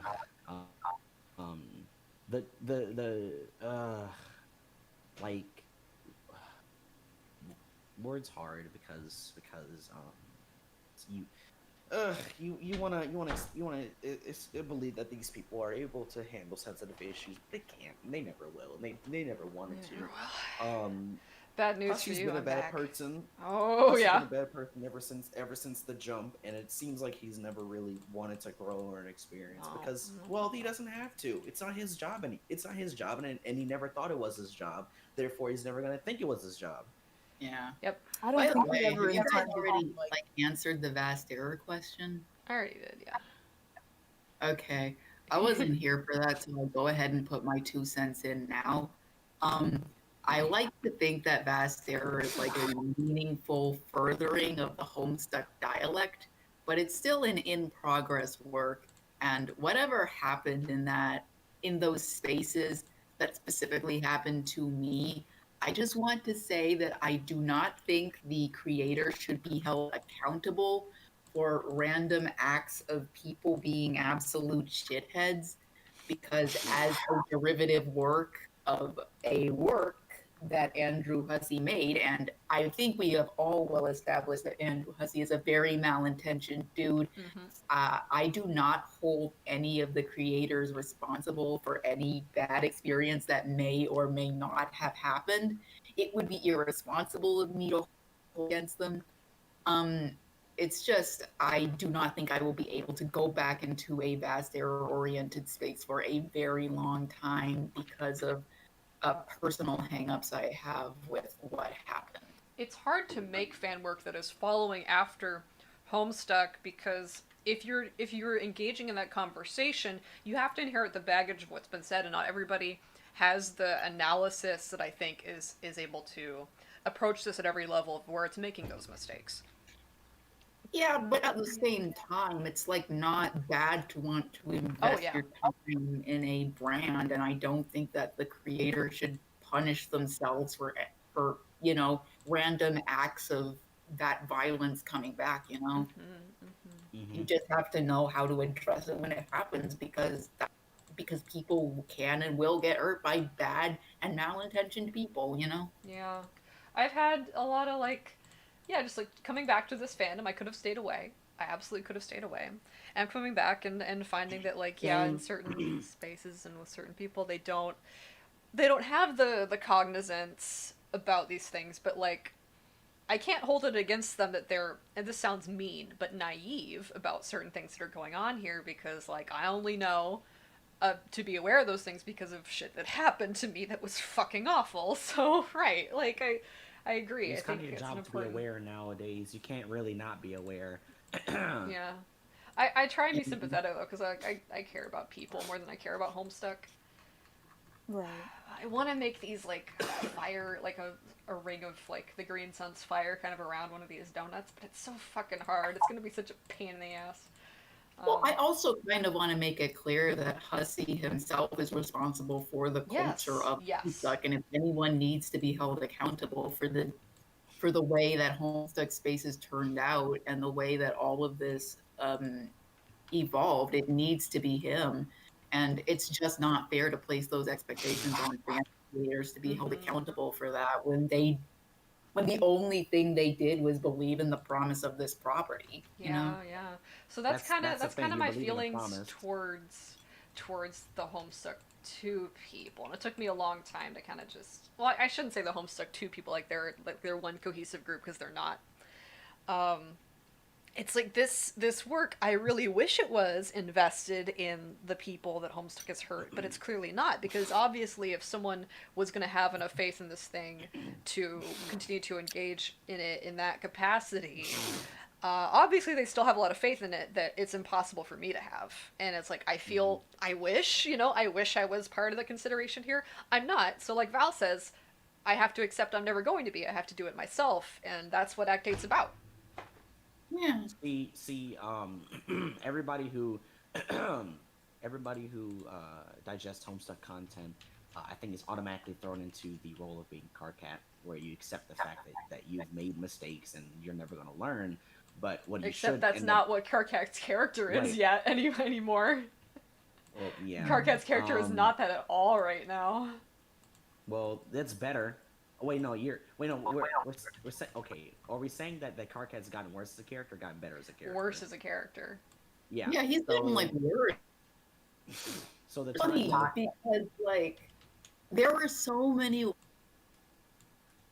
his character, but the only thing Karkat did was stagnate, and now Dave is getting hit with it too, and their relationship is based on stagnation, and it's kind of one of the most uncomfortable representations I've had to sit through. I would recommend you guys go read Dave and Karkat Talk on the Meteor. I because think I didn't like that one that much. I mean, I it don't remember. did something. It did something, at least. It allowed for Karkat and Dave to have a honest talk with each other about The problem how is they view their relationship. the problem is Dave and Karkat cannot, in Homestuck or written by anybody who likes Homestuck, sit down and have an honest conversation with each other where they grow as people. Not gonna happen. Because They're Karkat's enablers to gonna each other. scream- Karkat's gonna scream at Dave, and Dave's gonna go. Yeah. Because That's it. because- That's Dave Cat. Because Dave is he funny man. Dave He Cat is doesn't- like embodied complacency with what Homestuck Yeah. has done. Yeah. And so with that being the case, you start out being a Karkat, and like the only possible way. Well, some people will some. I feel like people are encouraged to start out as Karkat, and some people maintain their Karkatness, but like once you really see everything for what it is, and you start to develop this like, well, I gotta do it myself, you fall into a Briska role. So like now, either people are gonna really really love you or really really hate you, but at least you're doing something, and that's the most important thing. Instead of just sitting around and being complacent and just like watching all this stuff happen, you turn into DJ Khaled suffering from success, Oh. and that's where we are right now. I mean, yeah, so it all sucks. It Everything sucks sucks pretty because people won't take responsibility for stuff because they don't have to. They don't have really to. want to. Yeah. God, I'm sorry. It's Like a downer my- conversation, but it's all like- true. I think I was like the only person saying this at the time, but when Homestuck 2 came out, if you were like paying attention to like my public Twitter, when it was public, I I'm sorry, don't you're cutting think out this a little bit. project is going to end well. Yeah. I don't think it's going to go to good places, but I want to make it very clear that the only person that needs to be held responsible for the problems of this project are Andrew Hussey, Mhm. the creator. He is responsible for this space. He's responsible for everything that goes into making that project. And if He you're chose holding the staff. yeah, and if you're holding those people responsible for his mistakes, then you're Yeah, it's seriously not fair. Yeah. We And, try and like- keep finding scapegoats in this fandom when there's only one person that's really responsible for what Homestuck was and what Homestuck did. And like that's just a that's just a thing that is the black pill. It's like never was meant to be where we are right now. We've all pushed it towards being something that it is. The thing is, And that's even where it is- yeah. That's what Game Over was. That's what Game Over was. It was telling us like, oh, you're gonna go after this scapegoat, but really, like, you can't just go after scapegoats that have nothing to do with the real problem that you've been offered up by this thing. You have to attack like the actual malintentioned guy at the core of all this directly. So, okay. Do we talk about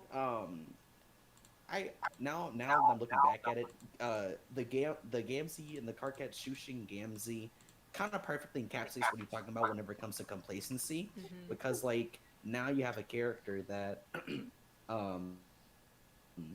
can only be patted down. There's no like, Gamzee, that was a bad thing, and you need help. You need mental help. Yeah, because- Karkat never wanted to deal with anything at that level. Karkat's not like a critical like engaged guy that's gonna deal with uncomfortable things he has to consider. Karkat's not a self-actualized knight. He needs to be self-actualized Yeah. before he's going out trying to assist people, and he can't. He can't, and that's why Gamzee was so heartbroken by that fucking situation, because Karkat, like, branded himself as this kind of savior, like a knight in shining armor, and that's not what he was. He was not that person. He was never going to be that person. I don't remember that stuff. Or were they making Kark out to be Jesus or something? Oh yeah. In the It's a voice fucking act- metaphor for, like, the spectrum of religious experiences that Gamzee is having with, like, this Christianity, which is, like, simultaneously Lord English and also Karkat. Like, Lord English and Karkat are weirdly similar, like, framed in this, like, parallel way where they're supposed to have some kind of connection. The biggest pill to swallow is that none of this was ever. We weren't supposed to analyze Homestuck. It wasn't supposed to happen. It was all supposed Yeah. to just be Hussey's crack. You know, queen. Yeah, you look into the doll and you get fucked up. There's really shitty about making like a experienced violence and perpetrator of this violence basically symbolic of the text of just being the same entity Mm-hmm. in a sense. It's really interesting. I love reading Karkat as, like, because he basically is Caliborn if you read their dialogue. Like, that's the same guy. Also, Karkat was never meant to be the knight because, like the whole point of it, like Dave and Karkat are terrible knights. Not Yeah. because they can't help others, but because They don't to help others. need it. Yeah, they don't help others, and the most important thing you do before you help others is to help yourself. Which they And none of don't them do help because they're themselves. so, like, passive. They're so Yeah. they're really self-centered. So yeah, they've never done anything to help anyone. If you read this story, Dave and Karkat have never done anything to help anyone. Karkat almost helped Gamzee, but then didn't commit.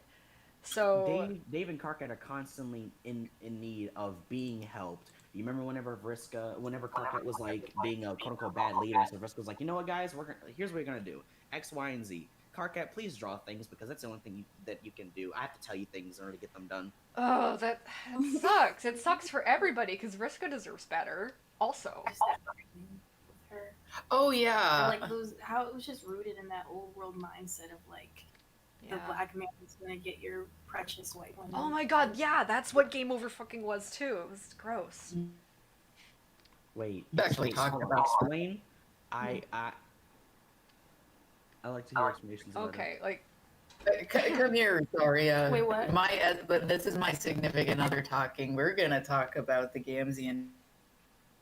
please go off. Okay, well, disclaimer: I don't read a lot of Homestuck. Honestly, I just want to support my SO and what they do. That's good. Don't read Homestuck. Yeah, that's fine. Yeah, You're no, I smarter than have all some of us. pretty bitter opinions about it. But in regards to Gamzee, and Terezi's relationship, from what I saw, okay, so you guys are probably familiar with that scene where he was like just beating the tar out of her, Mm-hmm. Mm-hmm. like graphic, like he was just beating her up or something, and they were like in a relationship, and then at some point, I guess they broke up or whatever. But basically, it just really rubbed me the wrong way because a lot of the anti-black depictions with Gamzee himself, and like I'm sure Terezi is she supposed to be white coded or something? She's a white person, unfortunately. Yeah. She's Yeah, I've always read her that way. Just the general villainization of Gamzee himself, but like, and how he was, it just kind of went into this like, this like, It was so deliberately Right. traumatic. yeah, Yeah. just really dramatic and like this old world rhetoric about how black men are supposed to attack your precious or beloved white women, or and just the framing of it and how and it just really rubbed me the wrong way, I guess. It's exactly Yeah. like old art Andrew Hussey used to make, where extremely racist art, where he would have like racist characters breaking into like somebody's house, and like the joke was that the guy's wife was pregnant now or something. Like really disgusting, inflammatory racial humor. And if we have to be serious, that this guy has not changed at all. you hear from Alex about like I've seen like these comics and like Yeah, you tell yeah, Just- Team Special Olympics. My God. Mhm. yeah, just a lot of really just like spiteful comics about black people specifically, and it was just very talked about it. And a lot It of was- yeah. You know, Yeah. Max actually described Homestuck as South Park Isekai. That's awful. Oh Yeah. no. Yeah though. Oh. That's like the exact same problem as South Park in its like rhetorical regard. It's basically like South Park, like as much as it is like the most like visually unique show on television, it is a reactionary property first and foremost. Like South Park does not put critical analysis into its like arguments, its thoughts, opinions, and it says nothing but extremely ugly and reductive. It is specifically meant to be right-wing, dog-whistling, reactionary content. And Going people on. who like South Park swear that it's like more than it actually is. They're like, no, it's written by intellectuals. I'm like, When no, people- it's No, not. that's That's the the problem. biggest People. issue is that you're holding it in such like a high, regard. But that whenever you hold things in such a high regard, what happens? You can't analyze them critically. Same thing happened into Yeah. Homestuck. You're right. You're absolutely right. See, What's I'm also- always right. Snooze. See, Valentine's always right. This is the thing in the city. The stream. I'm gonna rename the stream. It's not the Act 8 stream. It's the Val, Daft, and Cole are right stream. Mm-hmm. Oh, Oh, thank- Val Daphne. Oh, yeah. I feel like I have no stake in this, but wow. put a picture of like scholars sitting around. Yeah, I'm gonna take that that picture of like the Greek scholars walking through the streets of Athens, and that's just gonna be the Act 8 stream now. I'm Diogenes. I'm over like in a vase being fucking useless. No, you're critically analyzing being the ruler of a space that's as confined as a walnut shell. See, it makes That's sense. true. Ugh, I'm very They're bad. also like Tornado. making You Act 8. constantly Oh, sit okay. here and wonder if I'm living the real existence. Yeah, God, am I Plato. real? Shut up, Yeah. Plato. That's I why. would hate Plato if I was alive during his time too. God.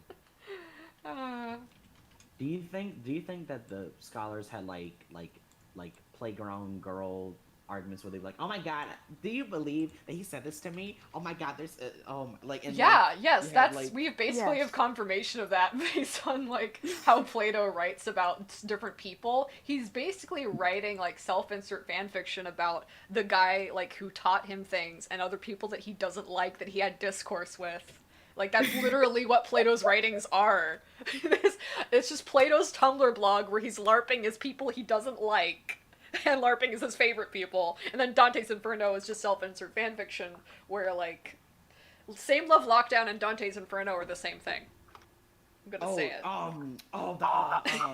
My Immortal, like my Yes! Immortal levels of oh my god, I hate Raven. Oh, You- it's an animation No, it's- stream. Yeah, but Raven like dies in the character in the story. it's more than that. It's Dante's Inferno is if like say there was a musician you really really liked that you thought was like the pinnacle of his craft at the time, like Macklemore, and you write you and Macklemore going on this fun adventure where all the people you don't like are in hell and being tortured for being bad people. So like me and Macklemore, I don't like Macklemore, go to hell and we meet Andrew Hussey there who's being tortured for his sins and we're like, well buddy, you shouldn't have done that. And then we go to the bottom and then like the one girl you dated, like not even dated but knew in college and you liked, and then she hasn't talked to you since, you write her into your story and she's dead, and she's also like the spiritual guide at the bottom of Are like you saying that Hussey is Christian Weston Chandler?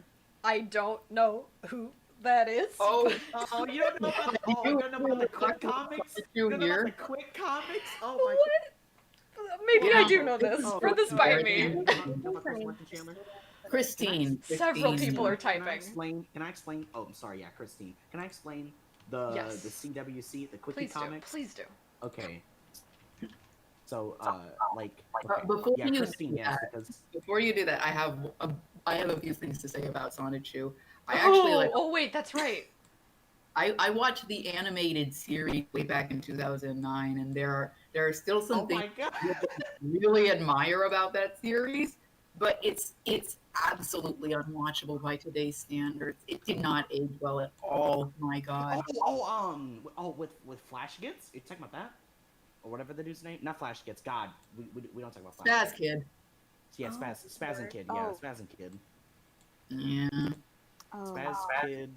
that was That not kid- good for my development. I know No. who Spaz Kid. I He went. also used the F slur. Yeah, I went to that guy's Twitter once and I regret it. That's all I'm gonna say. I didn't even know who he really was, and I was just like, I remembered his animations from when I was younger too, and then I went to his Twitter in recent years, like, yeah, I want to see what these people are up to, and then I'm not gonna say it, but I shouldn't have went there. That's my point. I'm sorry for the experiences that you can have on the internet that you've had. Yeah, no, that Sometimes Oh my it's fucking bad out God, there. I remember something now. I went on like Spaz Kid's Twitter once at work. With, Oh, why would you do that? Disenchantment was around the time that Disenchantment was like announced, and there was like I'm scared that you said it word. What happened? I saw bean porn. No. Okay. Main character. No. Yeah. I said something worse. Bean? I wanna say. Bean? Bean. Her name is Tia Bean. Bina Who? Tia from Bean. Disenchanted. Disenchantment. That show is. It feels so like Isn't there old. a- Like it just feels stale. I think It she's an feels older like woman, it feels like it came like right after Futurama. Yeah. That's It just feels like more Futurama, which is bad because Futurama has like problems. Futurama, but also Futurama deserves to be nebulous and stay in 2010. It doesn't Yeah. deserve to move out. Like I loved watching Futurama as a kid, and I feel like I'm able to, of course, like analyze it since I'm older. But like I still enjoyed it, and I still enjoyed some of the really heartfelt moments that the show had. Also, Spaz Kid, no matter what he does, he always draws females as like super sexy, attractive, which is problematic in of itself. But like, yeah. It's he like even did stop that with being horny Sonichu. for 5 seconds, please. He did that with Sonichu too. Anyway, That's so okay. He did. the Sonichu series, yeah. I'm- There's So like a scene in the animated Sonic series of one of the characters having sex with the Metal Gear Solid Snake box, and the character is dressed as Solid Snake. Oh, anyway. okay, so let me explain. Sorry, I'm Alright. suffering. Let me- I'm let me- suffering, let me okay? I explain just want the y'all to synopsis real know. quick. We're gonna call Christine by Chandler for the remainder of this Okay. from the end of this section. glad. So Mhm. Chandler Like from first Friends? of all, Like, is that the joke? No. I'm just saying the last name. Oh. Okay. So Chandler is somebody who is very well known for making a story involving her like amalgamation of Sonic and Pikachu. And so also that character is the son of the writer. Oh, okay. So it's just an yeah. expanded That was cinematic weird. universe of the Yeah, Are yeah. You Winning Son Yeah. comic. but like okay, so the biggest problem and like one of the biggest issues I that, feel like that you relies already on listed Chandler- the biggest problem. Oh no, that's not the biggest problem. The biggest problem is that It gets worse. that Chandler is unfortunately autistic and very autistic at that, and is incapable or has been incapable of being able to tell whenever people on the internet are joking. And so there are a lot of very, very bad things that happened to Chandler just because Oh, that she was sucks. incapable of being able to see it as it was. So we take a look at the world that this person made, which was Quickville. So if you couldn't tell, Quickville is a acronym. No, it involves CWC, which is of course the initials of her, and and so basically every character I is just like think a CQC, like close quarters combat. There's a yeah, building it's Ooh, what's CWC, and like all the characters Oh, love. no. CWC is real. It's very obvious. It's very obvious that this was like a comfort world for the person. It's not like they made it to adhere to like to be critically acclaimed. And it's very obvious through like the writing and so like, oh, she also lived with her mother, and her mother had babied her through like a lot of her years, and so Yeah, she's her like she's father, unemployed. despite being like very bigoted, her father like was really concerned about her future. And so uh like basically with the power of the internet, all of the misadventures of Super Sonichu Mhm. and what was it, Rosachu? Rosachu, because also Super Sonichu needs, of course, a partner, Right. right? Yeah. And so like basically you Necessary and take good. Amy Rose, yeah, necessary, Necessary and extremely good. necessary. You take Rose and mix Rose with Pikachu, and now Sonichu has a love, and Okay, so I hate to be the bastard about this, but the Amy character actually morphed with a Raichu. oh, no problem, no You problem. guys know more about this than I've ever No, wanted to know I'm about sorry. anything. I'm starting This to is remember important. this I must story. explain. I must explain the canon lore as it is. So once I'm you, so uh, sorry. so it sounds it sounds bad. It is, but one of the some of the issues that happened with Christine was that she like I said, she couldn't tell whenever somebody was being very, when somebody was like memeing with her or just being like just trolling. It's like we have a couple of things that unfortunately occurred. So like one thing was Christine was in love with this girl, and so Christine took the chance to draw pornography of her and this girl,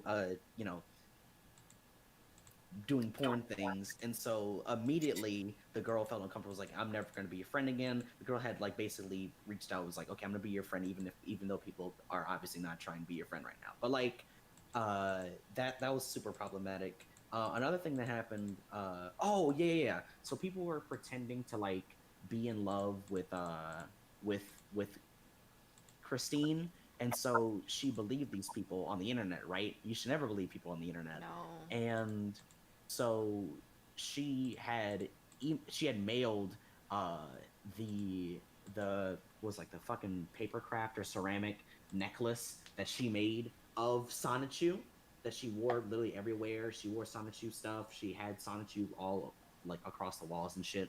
And so This is a sad story. um Yeah. yeah, it's very sad. So then like she mailed her necklace to the person, and immediately got it broke because people on the internet are shitty. And so then also like basically I can't. everything went everything went to shit right whenever her mom passed away. Which I think it was that she was sick, or that it was either that she was Wait, sick or Barbara that there was like a Denver house is no fire or longer something. with us. No, Yeah. she passed away. That was extremely important for Christine's character development, because it only got worse. That's a person. Christine, That's not like a character develop. I mean, well, I guess it is a character develop because people have like, they do have a character. don't you dare give me the oh Rose, we can't have. No, I was about to try and Real say it, and then I people. realized that no, that doesn't apply to what you were saying, and I was just being fucking dumb because I'm looking at this green sun animation I'm trying to do, and I'm losing my goddamn listen mind. here, Dave. All right, we have character arcs where people. Yeah, do Rose was things right with in that different situation. problems. Rose. Rose was right. Oh, Dave's we're people. stupid. Dave's like doesn't know anything about anything. He's useless. I'm And that's his sorry job. that I His just job go is off monkey. about Yeah. Dave sometimes, but that's just what he's there for in the story. So like there are a couple other, like one of the biggest problems was that like Christine tried to give herself gender reassignment. Is that what it's called? Gender reassignment surgery? Is that what it's called? Mm-hmm. And Well, sometimes like there's yeah, different. she did that different by terms for it. herself, and ended up like having to be thrown into the hospital because she would have bled out to death if none of the people that were noticing that she was doing this would have called the hospital. It's like horrifying. Yeah, it's just terrible things to happen to a person that just seems like they were just kind of interested in their own creative work to be just what it was for themselves. And And people egged her on. and like, yeah, there's maybe some bad social decisions that went into some of the things that she did, but like, this is not a healthy way to interact with it. The way people did, it's like just horrible. I think this is just a really like fucked up, tragic situation, and it sucks to hear about it. It's Yeah. extremely fucked up, and it just like you. and It it's sucks to hard hear about try it, and digest also I don't feel super good like about, I guess, It's- like talking about it too much, because like Right. what she really It's a deserved the whole very time was just some privacy and just like to not be made into a spectacle. Right, yeah. And but then it's not like Christine was entirely innocent as well, but you can understand where the bad things There's that like, happened. yeah, there's people who aren't innocent in what they've done, but society is still like just trying to. It's The so weird. Joker. Yeah, like I'm there's the the only Joker, baby. the only reason people would react to this sort of thing the way they did is they have really unhealthy compulsions. That they're obviously like trying to. It's just no reason to interact with this woman the way that they did. There's no good reason for it. No. So, Just yeah. like, but that's just the internet, baby. It's full of people that I'm gonna talk look about at people's yeah, lives. yeah. Like, did we talk about Etika? Do we talk about Etika? Oh, First, it was something awful, and then 4chan got a hold of her. And then there was Encyclopedia Dramatica. Oh and- God! Wait. What Did is, somebody punch their plate or something? Okay. So the history of Christine getting all of this attention was first someone in real life who knew her posted about her on something awful Oh, forum. So God. so it was a person from Christine's own personal life is responsible for kickstarting this into more than it ever should have been. And then Yeah. it got to 4chan, and then it got to Encyclopedia Dramatica. And Yeah, 'cause she- Christine had most of her fights and arguments with people specifically from Encyclopedia Dramatica, and her page was so popular at the time. Like she put all of this, all of her energy and time into quote unquote fixing this information when these were people just joking around with her with with just this bland intention. Malcontent. Yeah. Mm. Yeah, I Um, think she was frequenting like this game shop or like this local club or something. I can't remember. It was something in relation to art and games. And I remember like they were posting, like you said on that something awful, like they were posting images of her like without her consent, of course, Yeah, and like saying that definitely she was, without her consent. you know, because she's autistic, and like they were saying like she was like Horrible. It's just and all the not kind of excusable. ableist sort of, yeah. There's just yeah, like there's haha, no it's funny. excuse. Let's There's make fun of absolutely no people with- excuse. Let's make fun of people who are neurotypical. That's obviously like Yeah. funny. Yeah, that's what it was. Oh, and do we talk about the internet and Etika? Because I want to talk about the internet and Etika because this is a personal thing for me. Mm-hmm. Oh, go ahead. Like the whole Etika thing was extremely fucked up. Yeah. Etika has unfortunately passed away, and I'll use was, and so Desmond Amofa was a YouTuber who made lots of content, was very well known for like making Nintendo content, had a lot of memes around him as a person, and basically just like in general, it was like very very acclimated to the YouTube climate where you act like a jokester at all times, and like you play up the funny for the meme. But there came a point where it became more and more obvious that there was something that was actually wrong with Desmond.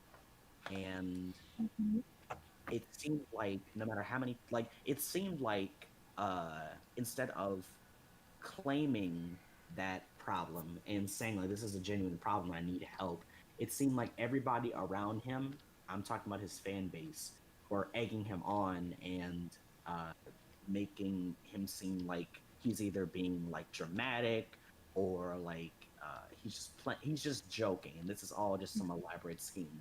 But you can watch his like later content. You can see his Twitter posts, his post mortem, and you can see that like all the stuff that he was doing, it was obvious that he had something mentally wrong with him.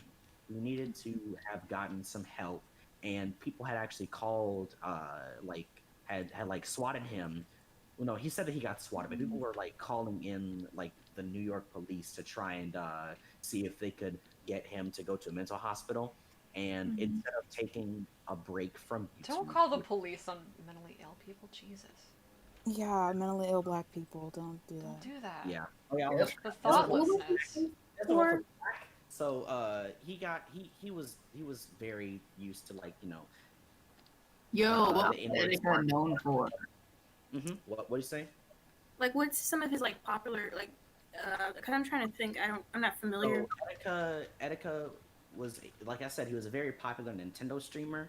Oh, Nintendo. He was basically like an ambassador of Nintendo, and what Right. that means to be an ambassador of a Nintendo is that you basically talk a lot about Nintendo content. So he talked a lot about Fire Emblem, Super Smash Brothers, some of his most popular content. also like analyzing it and such. And like giving commentary about it.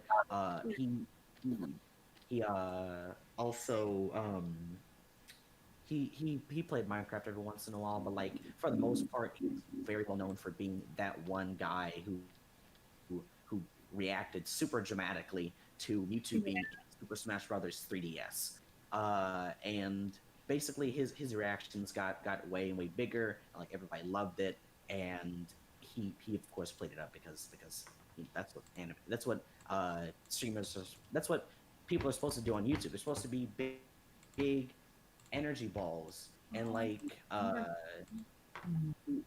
he just unfortunately had to like experience people calling him the N-word slur or like making fun of him for being black, and this also happened during his 2B2T phase. So for anybody who does not know what 2B2T is, 2B2T is a very very popular Minecraft server. It's very popular because Oh, it was 2B2T. It's that fucking Minecraft is server that very good. 4chan created. Oh no. God, I saw like my brother playing in that server once. Like the spawn area was completely mined of anything Mhm. that could Right. be.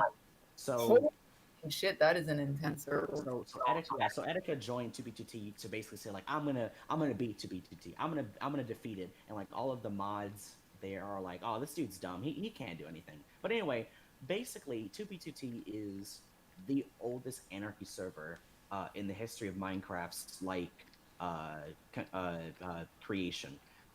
It is progenitor of like all of this terrible stuff. But basically, um, like after being around for 10 years, what do you think happens in the game?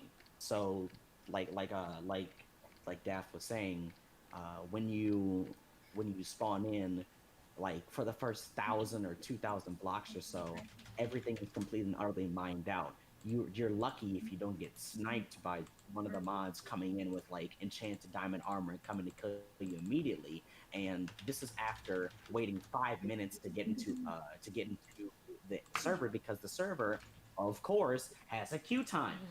And so you basically have to spend your entire time running to get anywhere. And after you get like the first 1,000 or so blocks, there's like it's very famous. There's like nether highways that like there's like wars. There was slavery. They built shit into Don't like that. Minecraft slavery. Nope. Time out. Nope. Don't like that. Yeah. Holy fucking shit. Yeah. There was like all these wars, big duels. It's a terrible place. And so so Etika joins in, and of course, like immediately as he joins, he's getting hit by the N-word slur. Nobody's taking this man seriously. He even like showed his screen once, and after doing that, people were able to triangulate his position and kill him, and in the game. Yeah. And so Well, you die in basically, he Minecraft, tried, dude. Yeah. he tried his very best to like do well on that. And so basically, like we go back to like his slowly slowly devolving mental state. He went to a mental hospital, and basically, it seemed like it didn't work at all. Like none of the stuff that he went there for. Like he didn't care, and he didn't understand why he went there in the first place. And instead of taking the time that was necessary um in order to grow into shit. Hold on, I'm getting a phone call. I'll be Yeah, back just in okay. a second. In regards to mental hospitals, I also want to say, like how he mentioned that he came back and nothing was resolved. It makes me think that a lot of mental institutions often try to like mentally push you into thinking that your situation's okay and that you'll be fine, but not actually changing the situation itself. Right. I Yeah. say that from Yeah. experience, unfortunately, but it's like I'm out of the situation now, but it's like just that they don't really actively help. I don't think like just for your mentality, like they kind of like mold it into thinking things will be okay, but like Yeah. especially if it's environmental, really. Right. A lot of the things that are supposed to be social support systems, are actually they're just basically trying to kind of keep capitalism afloat, so they can't actually address the core of the situation. Yeah. Yeah. Right. Yeah. So. You have to pay like really good fucking money to go to someone who will Okay. actually give you a solution. And even Yeah. then, those people are only more interested in like, Yeah. keeping the system of The capitalism system. afloat, even Yeah. if they do give you advice. Exactly. It can't They're not. meaningfully help anybody that's not already set up to benefit from like racism and capitalism. So basically, the last thing that anybody ever saw of Etika was him walking through the streets of New York, giving like a "I can't handle this anymore. I'm sorry, everybody." And then like everybody's freaking the fuck out, and then you hear that he went missing. He went missing, and then people identified that the person who jumped off of a bridge was in fact Desmond Mofa, and That's that horrible. that that hurt a lot of people. I remember Omni was the guy who was very close to Etika. Cobra Mani 456 was also very close to Etika, and they were all everybody was grieving together. The thing that pisses me off the most is that some people have the audacity to talk about like oh my gosh, it was so terrible. But like these are the same motherfuckers who are going out and calling him a clown. He got, literally got called like everybody spam clown emojis in its chat, and like everybody made fun of him for obviously not being in the right mental place, and all he could do was accept it and identify himself as a clown because obviously that's the way to do things. Um, it hurt a lot to see that the man was going the way that he was. It seemed like he was really just about to start up. Like to be like he gave 2B2T a lot of life because now everybody wanted to join the servers and all the mods are getting pissed because well now you had thousands of people in queues and the queues took so long in order to get in and they had to wait too. So yeah. But like it it made me really sad just to see that this man Yeah, that's horrible. who's like he passed away. He's 28.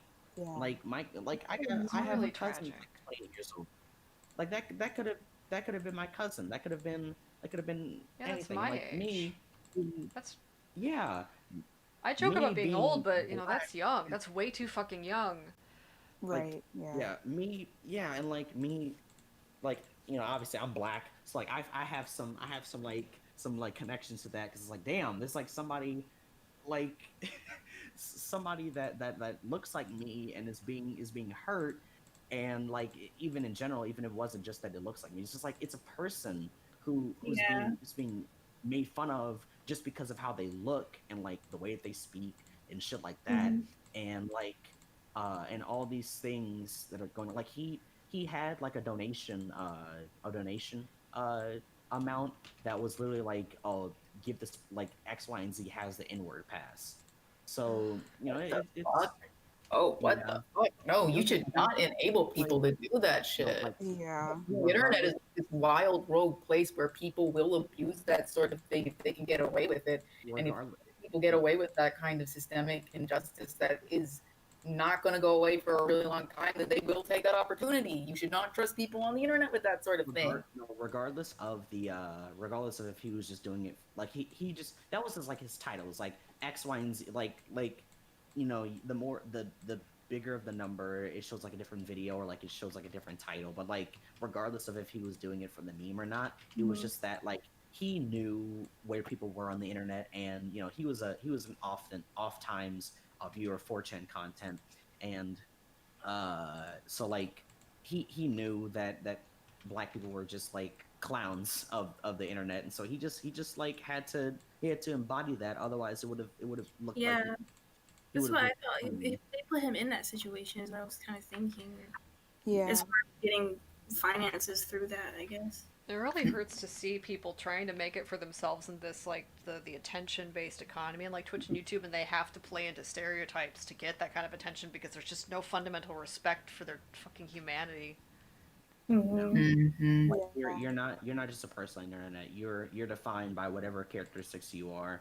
But like, that's only because the internet itself, or like social media, encourages people to be jealous of others, and individuals who go and digest internet content will start to develop ways of seeing themselves that aren't healthy. And then you'll have other people who will take advantage of those poor people who don't understand that, well, you know, you don't have to be an asshole in order to be on the internet. They'll take advantage of that, and that's where we come full circle, because now black pill is a fucking thing that people say. There's no such thing as a black pill. Your life is shit, and your life isn't shit. Yeah. Black pill is literally just people saying like, oh, like, you know, life is hard.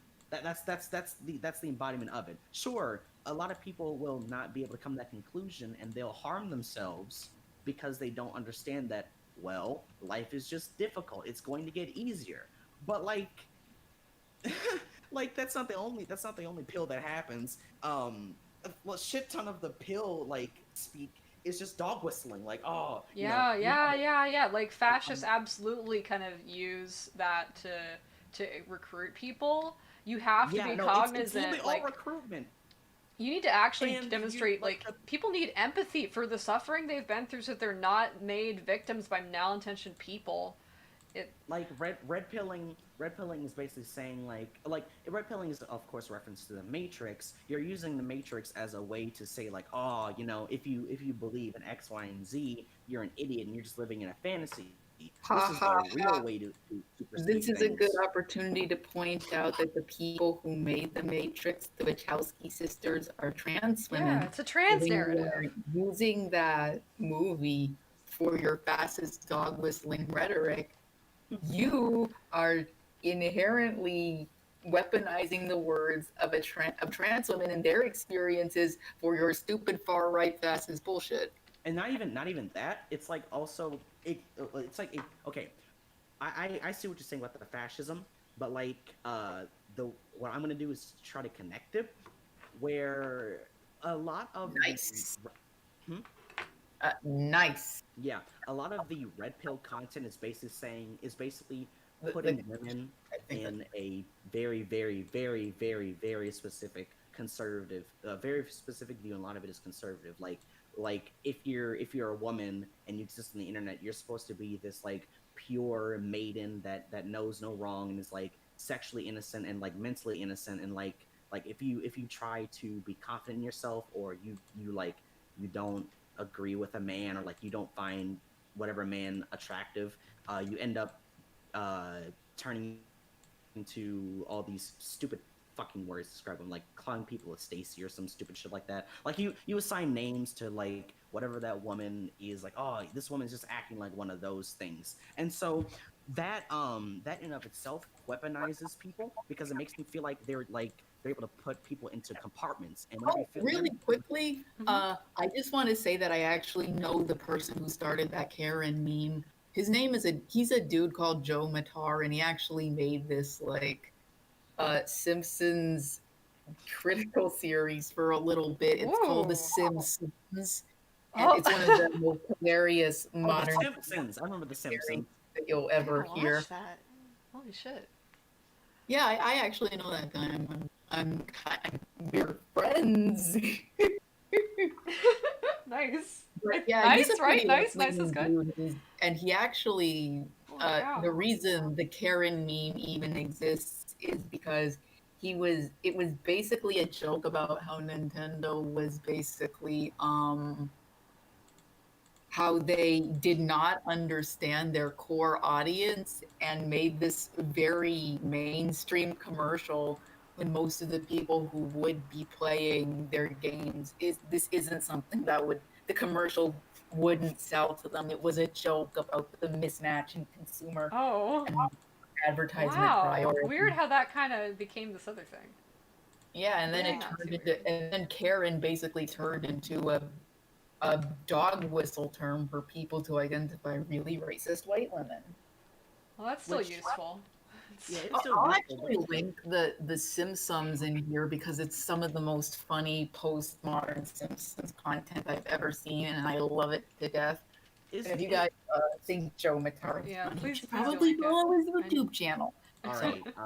So much how like modern politics will take phrases or terms and use them to basically assign people and be like, oh yeah, I'm whatever party, and like this is the reason why I know that I am because other people don't understand like these very specific phrases. You will lock people out because they don't understand what's going down, and like you'll also weaponize, and with that you'll weaponize these people who are obviously very hurt by like past experiences. If you go and look at anybody on Twitter who tries to explain like, oh, women this, women that, or like you have women saying men this, men that, you have 15, you have a constant stream of people who will talk about their own personal experiences with people and use that as a reason why they can't ever have relationships with people in the first place. So go ahead. like re- Allison, you can go ahead. so red pilling is in essence you have it's always a man, it has to be a man with a straight man uh with women, and like basically you get some negative experience with a woman, whether like that woman uh like said like, oh, I don't like you, but which is obviously 100% within their right to not like somebody. uh and with where that goes, is that you now are aware that all women are terrible and all women are out here just to feed on the man and like to do all this bullshit. uh and so that's where the whole red pill term comes in, is because like you're taking the red pill, you're now realizing how the world works, and this is how the world works, this very specific misogynistic way of seeing people and seeing the opposite sex. And uh like uh and then with that you had the meme black pilling, where you, instead of seeing the like you start with the blue pill where it's like, oh, women aren't that bad, maybe my experiences with women are not based on the past experiences I've had with other women.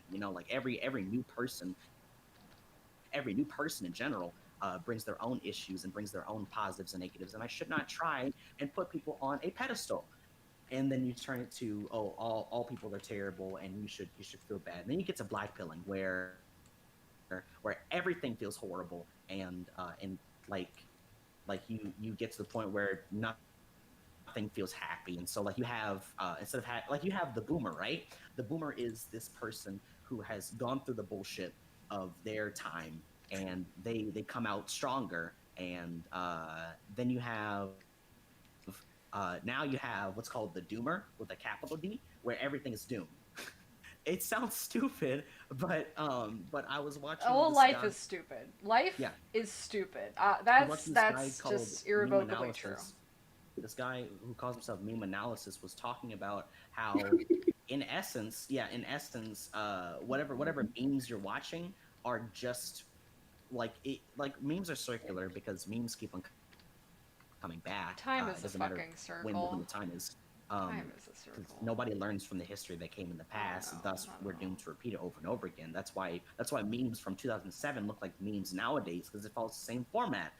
But I It's all digress. connected. The the the the the doomer just represents one stage in life that everybody has to pass through, where you feel like nothing in life is going to matter, and that like you're just going to always be stuck in a terrible place until you come to this point where like life doesn't deserve to be put on a pedestal like that. It deserves to be seen as a party. It deserves to be seen in this positive light, because if you look at life in a terrible way, you're going to end up taking your own, which is like what the doomer is like, kind of in the stasis of, where it's like life is I just this think I terrible finally thing, and finished I'll this never thing, be able to find but happiness then and I shit. also might need to make one where it's like facing inside rather than outside, and this is taking a billion years. It's driving me got this. crazy. You I'm got gonna this. die. No, I'm gonna die. I'm not. I'm It's gonna be exaggerating. okay. It's gonna be with okay. the Thanks. with You with can do it, the- Momo. I can do I'm it. holding a gun to your head. You better do it. Finish resolve. with the whole like with the whole doomer mental, you see that like commonalities of like the only reason why doomers get to the point where they are is because they haven't accepted that, well, as much as life isn't fair, they also have an unfair perspective on life. Because like what you'll see is you have Mhm. these people, like you'll have like the quote unquote the doomer, like women always serve a very specific role in memetics. And so like you have like the doomer girlfriend who like also seems to be in the same place that the doomer is, where like the doomer has this like inherent misogyny that keeps him from being able to experience being in a Oh, that's positive fucking right. relationship I with can't do literally that. anybody. God damn it. Sorry. And so like you have something like you have like a fucking oh, and like the parallels of like just like you have on the same level. Okay, so and then you go, you have the parallels of all this stuff happening, and it just shows that there's been no character development. One of the things that I see sometimes is like there's like a meme where it's like, oh, I don't crave, I wish not to be Okay, horny, I okay. just want to find love and happiness. Okay.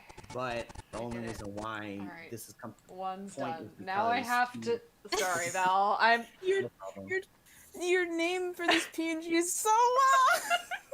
Oh, I I've wasn't paying lost attention. it. No, I'm not gonna. I'm not playing around with this goddamn project anymore. This is fucking survival. I'm like chewing through my own legs to get out of its bear trap. This is just a war of attrition. It's a. Maybe you It's, should take a Like break. No, I should don't ever probably. take breaks. No, Yeah, I I will. keep telling I you took I'm a gonna break take a break. yesterday. I know I took a nice break yesterday. It wasn't super voluntary. Yesterday. It was like I'm gonna work on Meat Clown. I was looking forward to it, and I sat down to work on it, and it was like, exe brain not found. So I just watched. I was telling Cole I just watched a bunch of Aquascape videos instead, and just like I couldn't think a single coherent thought all fucking day yesterday. I still can't. I'm done. So like you like as I was saying, the whole like, oh, I wish I want to find a genuine relationship with somebody, but like the only problem is you can't do that, because whoever's saying that still has those inherent misogynistic like ways Right. It's of true. viewing the world Oh my God. that do not lead to Hussey's any black growth. pilled towards his own fucking audience or something. I don't know what the fuck's going on. It's just weird. Hussey is the black pill. He is the black pill. Yeah. No, Hussey's like But the like- red pill, the blue pill, and the black He just pill. takes all the fucking Also pills and just in with glop. Wix- It's mixed in with Wixie and whiskey and a little bit of PCP. Yeah, he's just going for it. And I Um, can't respect that. I can't. Sorry. You don't have to. Good, because I don't. Well, that's the thing about doing drugs. If you take them responsibly, you'll have a good time. But if you mix them all together like that, binge it in all at once, and then later Yeah. mess up someone's life and and said a bunch of terrible things about people, and you refuse to hold yourself accountable for that, it's on you. Yeah. And But you- you're the one who took the drugs. Candy is just like Homestuck's expression to wish that it didn't have to ever be accountable for anything. It just had total creative freedom. But that's not like you can't have that. But then Yeah. meat It doesn't isn't work like because this. it's not. That's not the intention. That's not how you're supposed to do things. And meat is not self-discipline either. It's not real meaningful self-discipline. So it's not even presenting a meaningful alternative to that. It's like though meat and candy are like the fine. You want character development? Here's your fucking character development. They throw you like a half-finished piece of lasagna or something. Dude, I'm gonna like contend until the end of time that Candy really would have worked if it had just been an episode or a season of It's Always Sunny in Philadelphia. Yeah, because that'd that be is perfect because then it's a you know show what meant it's to about. portray Like atrophy yes. in a critical light. But the problem with Candy Homestuck is that it does not treat these problems in a critical light. It indulges in its hedonism, and when these characters fuck up, they don't admit they fucked up. Mhm. And the thing about It's Always Sunny in Philadelphia is that these are purposefully designed asshole characters where if they do get in a situation, you're not supposed to sympathize with them Yeah. because they're gigantic assholes. Yeah. But the problem with the Homestuck characters is that you've basically taken characters who are supposed to be contextualized as like real human beings in a sense, with dynamic flaws and character. You just can't do that. There's like a core mismatch in sensibility that make the whole thing fall apart. Yeah. Meat is red pill. Homestuck is, Candy's blue pill in the fact that like, they say nothing matters, but it obviously something. Okay, so, Candy says nothing matters in the plot anymore. Because nothing matters in the plot anymore, nothing matters in general. But that's a terrible way of perceiving any sort of content. Because well, if it didn't matter, you wouldn't continue it. So it just goes to show the imperfect flaws of trying to compartmentalize stuff and to perceive the world in this like one specific very faulty way of viewing it. It's just Andrew And Husky so, expressing that he wants to like go back to like doing whatever the fuck he wants, even though he was always doing terrible things to people. Yeah, this is exactly why Candy would have worked if it had actually featured characters who are supposed to be, actually terrible people. Yeah, and like by Act 6, by Nobody's the time allowed to be Act terrible. 6 was going around, it was obvious to me that, oh wait, these characters are terrible people. Like, that's what it wanted to do. But that's not fair, because it's also trying to like say that they're it's just, it's fucked up. Characters are not allowed to be terrible. Which is, I agree. It's a terrible trope, and it happens. It doesn't happen too often, but whenever it does, it's very, very obvious. Much like in Ruby, Oh where no! Why Schnee was literally racist the funnest. She was And racist, and it's like, no, she's not. No, she's not racist. No. They didn't say that. How did they resolve it? They didn't bring it back up again, ever.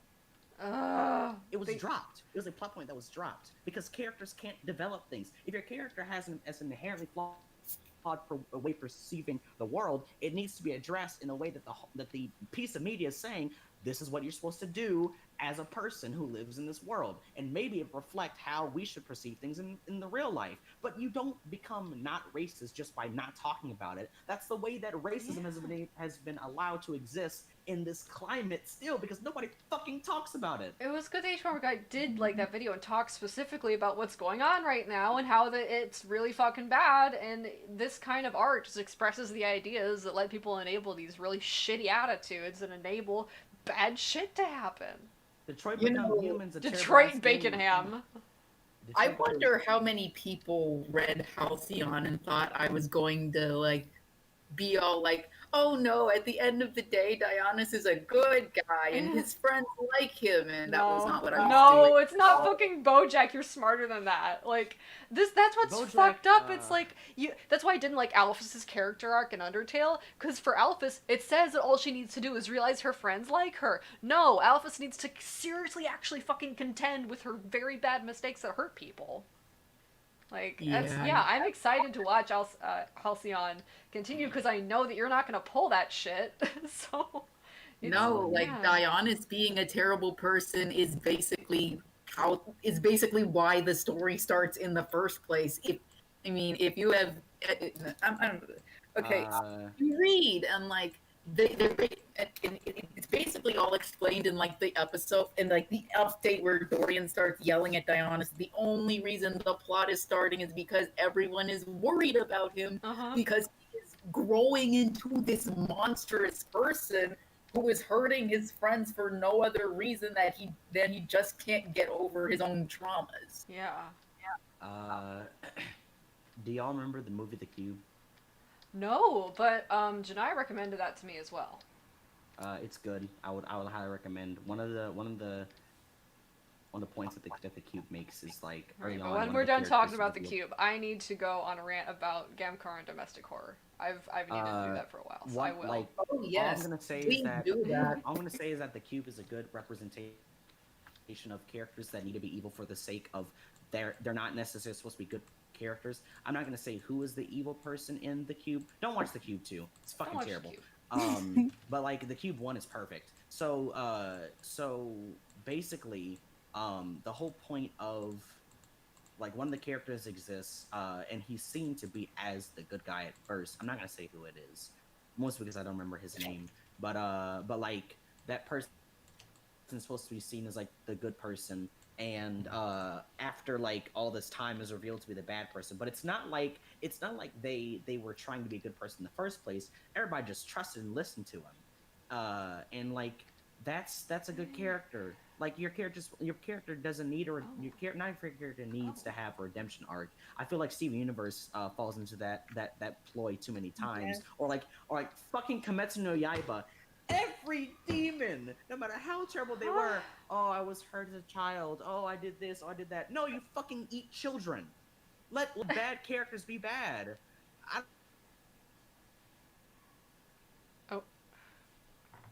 My net might have. Characters all here oh, no, we're murdering good. people. The cube did it well. The cube was like, okay, bad character's bad. Why is bad character bad? Because the character was never good in the first place. You don't need to necessarily have a good character every 5 seconds, or a redeemed character. Anyway, yeah. Go ahead and talk about your horror stuff. Okay. Gamcat's terrible, and they handled it terribly. It could have like okay. Yeah, it could've Maybe I'm been- just being like. I need to get over my fucking shipper problems because like It could have been. I think and the it never best was, outcome because for it never that was meant to work in the first place. right the best outcome for that story is not that they're together but that like we seriously kind of deal with what that was because I've talked about how they're like a perfectly inverted Anthea Newtona. Like that's the problem. It's like not things go bad for one, but if Anthea Newtona's story is about Utena and she's the protagonist, then we're kind of like doing this instead where let's take this from the sort of Anthe character's perspective, but what if Utena was just like this callous, unfeeling person who decided not to give a shit, ultimately, because they decide you're a lost cause, and there's like a gender inversion of it as well, because if Utena is the story of the girl that wants to be a prince to protect others, then what we've got with Gamzee is the story of like the boy that wants to be the princess but can't be, so has to be the witch because no one's gonna save them.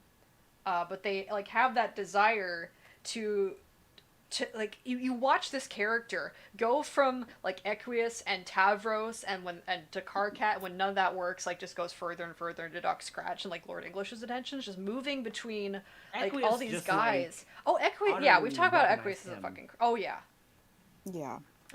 that was not good. He is the one character in Homestuck who really didn't need to be there. Yeah, He really didn't.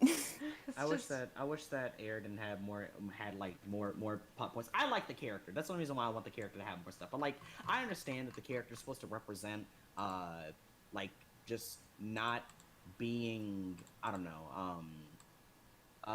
The character is supposed to represent the fallacies of, like, as Hussey probably didn't expect for this to happen. Most of the stuff that happens in this thing didn't expect for it to happen. But like the problems that Airden brings is the fact that he himself is showing how silly the hierarchy of like the hemo spectrum is going in, and like how being completely and utterly unchanging about this thing only brings destruction to those Equius? who are Or no Airden? Airden.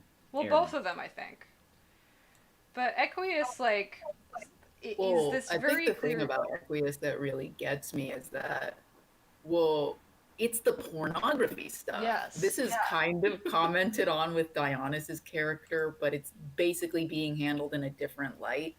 But the thing about Equius is that he is specifically a caricature of Andrew Hussey making this strange pornography Yeah. and expecting it to and expecting him to engage seriously with the plot, which he does, and this goes back into the way he interacts with Gamzee. Mm-hmm. But the problem is that he's a stupid, malintentioned teenager. Yeah. Like, if you think about it, Equius causes more problems than he solves, is a direct result of a societal woe that never really gets addressed with the gravity it needs to be. And by the way, this is why Meow Rails is a bad ship. Yeah, unfortunately, it's not good. Who? Like, yeah, Rails. Who is? It's not The good. Like, Equius poor and Nepeta Nepeta. relationship is bad. So, Oh, like, no.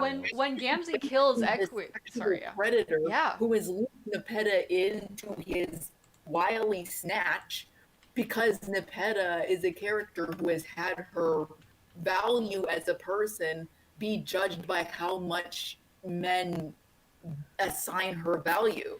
Like, if you're really Aaron paying does it. Yeah, Hunter Equius does was. it, Equius, does it. Equius she was doing. died specifically because Equius is the only one who has given her value because she lives in a society in which her value is always judged by what creepy men think of her. Yeah, Like and Aridane and Gamzee Tarkat ended and up Equius. in that same situation with all the men that Gamzee wanted relationships with. Gamzee, like, let themselves be subjected to Equius's treatment because they were desperate for that same kind of validation because Gamzee's gay. Like, I've been just losing my mind realizing how much, because I cursed myself and read Wizardry Herbert and I found Russell's character. And now I realize Russell is absolutely the proto-Gamzee, and Russell's character is entirely about, like, homophobia in this very pessimistic and horrible way, where Russell just, like, keeps subjecting themselves to these predatory people in unhealthy situations and is desperate for, like, this belief in God or something. And it's the same character, and it's horrible! It's horrible! Oh, thanks. So what Russ- Gamzee wanted from Wizarding Herbert. what Gamzee wanted from Karkat was to be appreciated the way Karkat appreciated, like, Terezi and, like, girls that Karkat was interested in, and it's so fucking tragic. Like, Gamzee was trying to get value in this system that was never even going to recognize them as ever being valuable in that way because it's a homophobic and transphobic society. He was And- literally encouraged to become the In worst racist version of society. himself. It's horrible. He was literally encouraged to become the worst person of himself. It's that's like the only horrible. possible way to have If you anything can't be a happen. princess, you'll be a witch. If you can't be a witch, you'll be a clown. That's it. I'm and gonna then use and that then for- Caliborn shoots him like with an Oh AK-47. God, because- fuck, yeah. just fuck Jesus, everything. that is like the most overtly racist shit that Homestead Yeah. has done. Really specific elevator stuck updates. Oh, he isn't All ever. the imagery about, like, allowed, Gamzee experiencing or doing violence is extremely fucking loaded in ways people are not ready to deal with.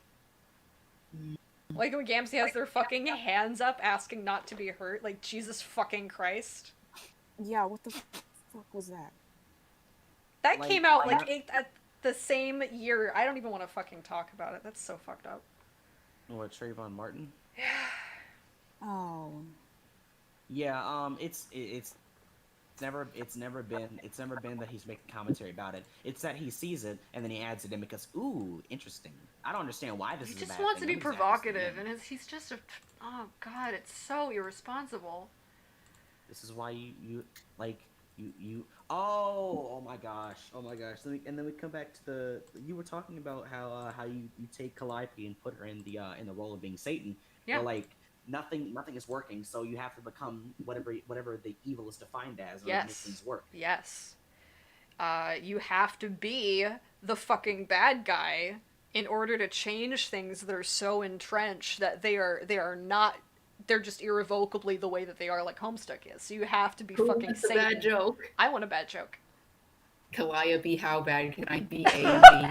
How I will make that, okay? Don't test me. I will do it. I will do.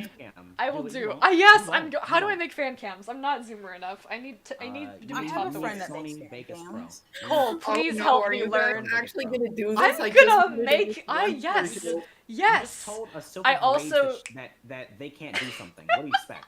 I'm also gonna make a fan cam once I do enough like Meat Clown and like Gamzee art of like Bitch by Meredith Brooks. So Like a I will Gamzee say, fan Momo, cam to that. only That's gonna thing be you good. need- Only thing you need to make fan cams is Sony Vegas. Pro. I don't have that, but I can get it I know probably. it's a lot of distortion and like video distortion. I'm flicks, sure that but, they've like, got like a website that makes them for you at this point. So I'll do that. Yeah. It's coming. I'm gonna make the clown food, and we make so much clown food that everyone's gonna get sick of it. But I have to do Oh things my in God. order, unfortunately. Of Yeah, I I making have will it. never tutorials get that teach sick you how of to make clown them. food, okay? Thank Yeah, you. no. Love the clown food. I'm never gonna get sick We of are it. gonna. I'm gonna make everything we've talked about. Like basically that's kind of what all my clown art is about, because you can't. Gamzee is such like an important character to understand to engage with Homestuck seriously, and it has been so Homestuck neglected. admits that he's the most important character. Yeah. They literally say that. Yeah. Mm-hmm. Well, it is noon, so I could stop the stream, but I won't. I talk about Nepeta because specifically Nepeta is also very important to like understanding how violence works in Homestuck, but because she's a black girl, and also Faferi is like very important to look at into how Homestuck treats its black characters too, because she and What like do you every and her entire family are like could you explain the Nepeta being black? Nepeta is specifically like an autistic black girl. First of all, she doesn't have like her hair is very like non-Eurocentric hair. Her mannerisms are more in line with how a silly black girl would conduct herself, and she's not neurotypical. Like she is very clearly supposed to be an autistic black girl on the internet who's always seeking validation from people who she looks up to, specifically Equius. But the reason she assigns this value to Equius is because he's a man.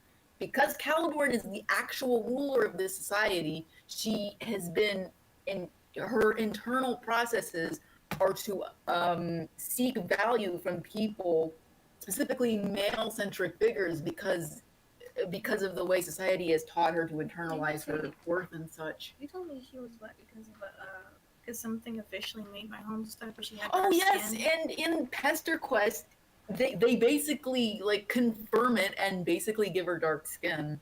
Like Well, Nepeta, a black woman, specifically an autistic black woman, but you know, like the way Homestuck treated her was very like intentionally like was always very intentionally fucked up. Because not only did Hussey not really know how to write for nice characters, but he also has this really, really racist streak of like sexualizing the meanness of black women, specifically Nina the Condis. So, and that's specifically why Nepeta, Feferi, and Nina are treated the way they are. It's because Hussey has this weird priority. He has this weird preoccupation with sexualizing the meanness of black women, while at the same time throwing nice black women under the bus because he doesn't find them as important as the whiter characters. Yeah, when you brought up the contest and Nina, it kind of reminded me like how they were. It was just really creepy to me. What was it? The contest didn't Jake call her Fish Hitler. Fish Hitler and Yeah.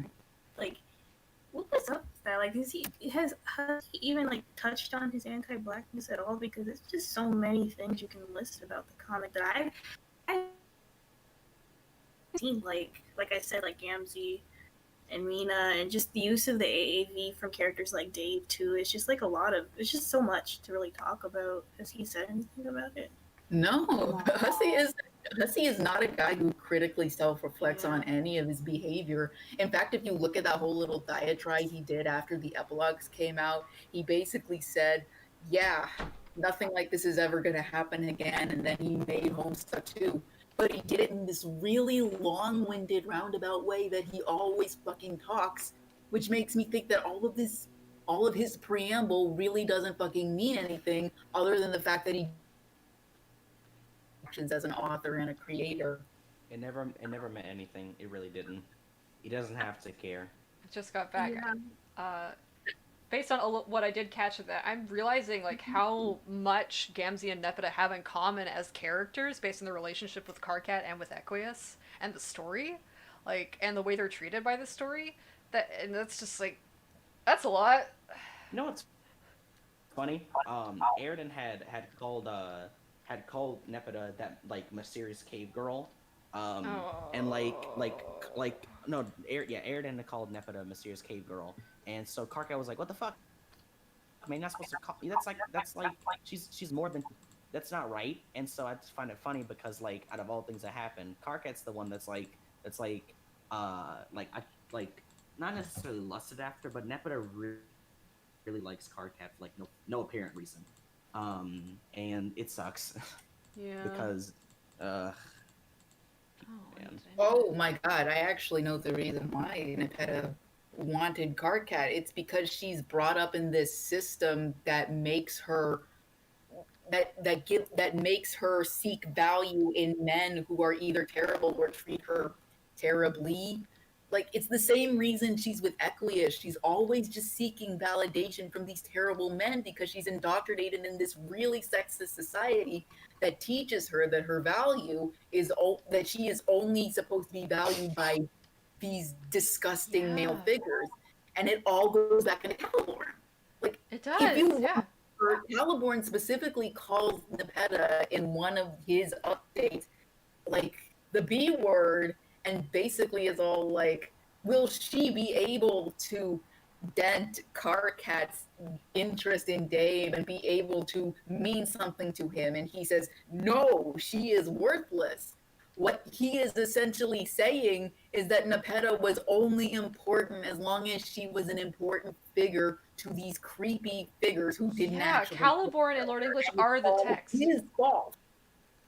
Yeah, Caliborn is the text embodied. So the way Caliborn and Lord English treat Gamzee and other characters, that's like the key for you to understand what's going on here. And the way that Gamzee seeks validation and like being that fucking joke because they don't have any other fucking options, it's so fucked up and horrible and upsetting. God, it's really bad. Oh, because I told you how like in Gamkar, Gamzee's obviously approaching the Karkat thing like via those same heterosexual tropes, and like Gamzee also loses out to Dave. Like that's how this is presented, and to not come back and address that and just oh, we're just gonna do the Dave cat and it's gonna be fine. It hurts. Vriska and Mina also kind of rubbed me the wrong way. Oh yeah. Because Yeah. whenever Vriska basically was like, I'm not too worried about what goes on anymore. I'm just gonna like spend time with Mina from now on. And then living Vriska says that her other self is being like boring or something, and then goes and steals Mina for herself from this Vriska, who obviously like is happy now. In whatever context that there can be happiness, Vriska steals that version of Mina, and Mina also was like in conjunction with it as well. She was like, "Yeah, you're kind of boring. I'm done with you now. I'm gonna go leave out and go somewhere else." And then that Vriska is the Vriska that Terezi's looking for, if I remember correctly. Yeah. Yeah. And wait, now I'm realizing it. Homestuck 2 never addressed that. Because No. like that was the Vriska that Terezi was looking for, and that was the Terezi that Terezi found after all that time. Mm-hmm. Mm-hmm. The That's game what- over Terezi found the game over Vriska, and they both had to die to be happy. That's what the text says, essentially. These two girls can be together if they don't actually have to live with each other. They can be happy if they don't actually have to like deal with each other as people. Wow, Homestuck said kill your gays. Yeah. Or bury your Yes, gays. basically. Not just kill them, bury them. Bury them, Bury yes. them. Bury them. God. Erase them from existence. They are no longer relevant to the They plot. are Their gay problems are not something to be thought about or contextualized in a serious light. also, Happiness isn't it and funny? death, they will be forgotten. Isn't it funny Hey. how like the Pussy takes off. Hussey takes off his mask to reveal that he was Ronald Reagan and his administration. Ronald Reagan is a fucking character in Wizardy Herbert. You're right. Wait, what? Oh, Ronald no. Reagan is a character in Wizardy Herbert. Ronald Reagan was going to be What? like the final boss of the book. Ronald Reagan was the What? Lord English of Wizardy Herbert.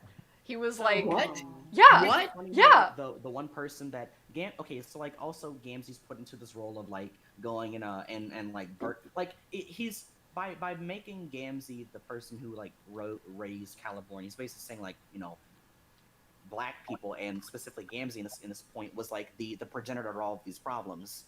And like also beyond that, whenever Gamzee's like looking like Gamzee is constantly seen as like just something to let the frustrations that Caliborn has out onto him, and like no matter how much that Gamzee tries to get appreciation from Caliborn, he's literally just gunned down, and he doesn't die because for whatever reason Hussey decided that, oh yeah, this character's suffering can never be conceptualized and like end, because that's also commentary he's giving without noticing it.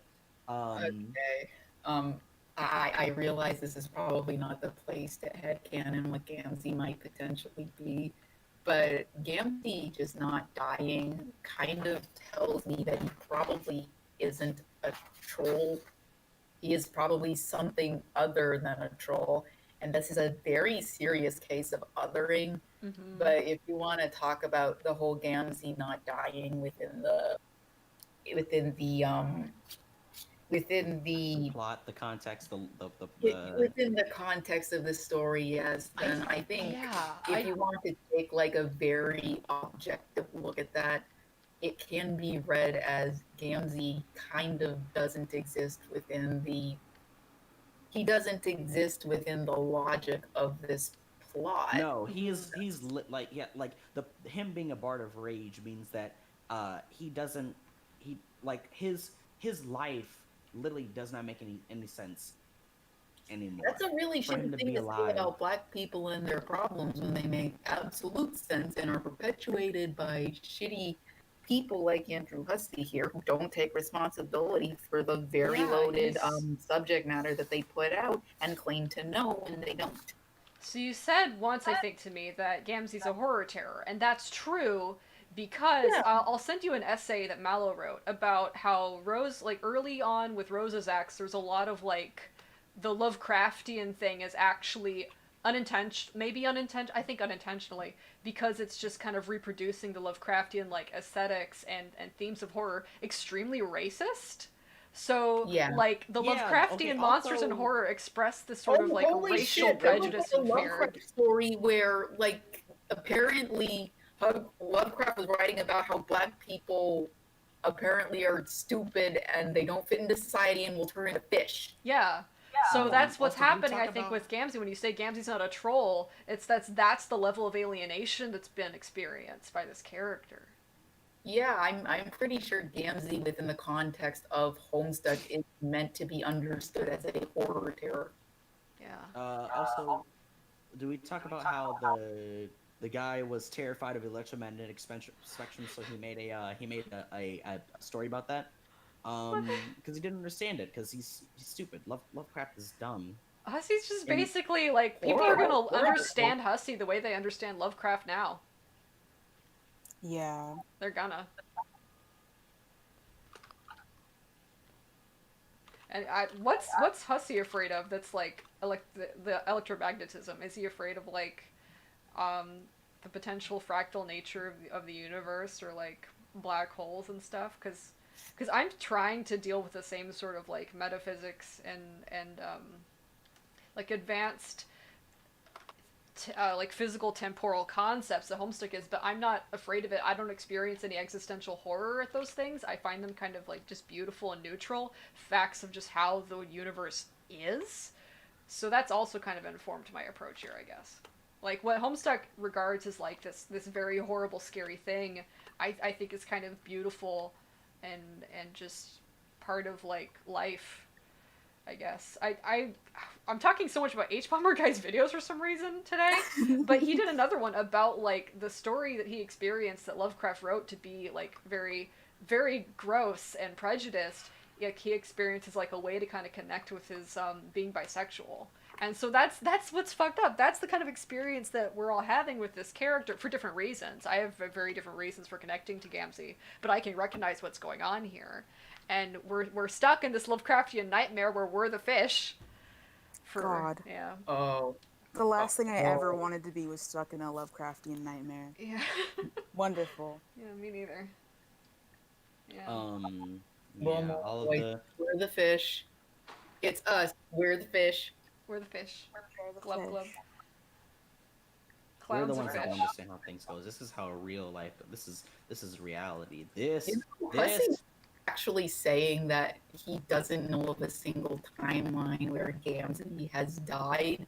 It leads me to believe that he isn't even dead in the Game Over timeline. No, And it yeah. really does just nail in that hole in the head that Gamzee is supposed to be read as a horror terror. Mhm. Like first and foremost, his problems are so strange and his entity is so foreign to the core of Homestuck that he, quite frankly, is outside of its culture to an extent where he is a literal like manifestation of fear and terror.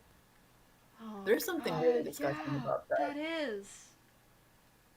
You're right, and you should say it, but I wish you didn't have to. It would have been When- nice if when- people had just recognized this back in the day. Yeah.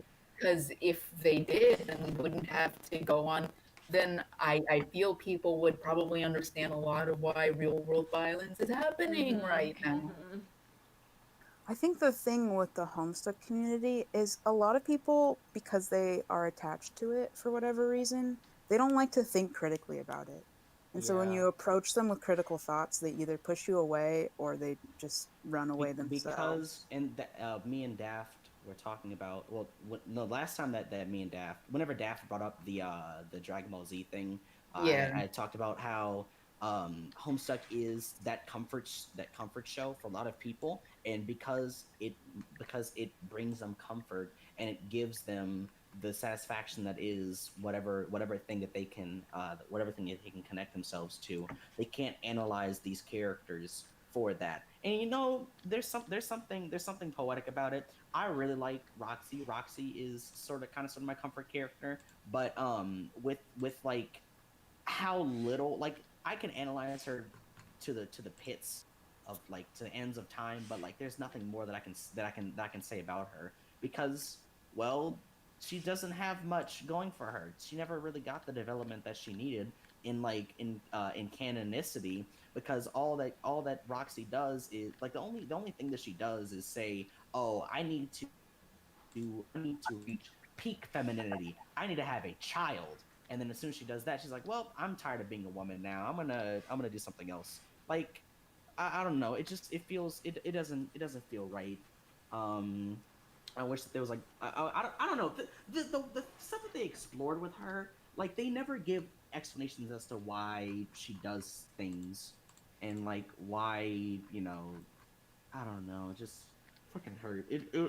I don't know.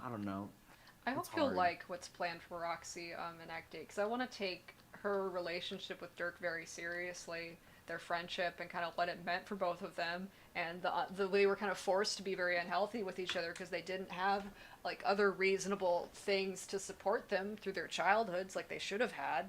And I hate to say it because this is a gross fucking book that I don't like, but it's sort of a flowers in the attic situation.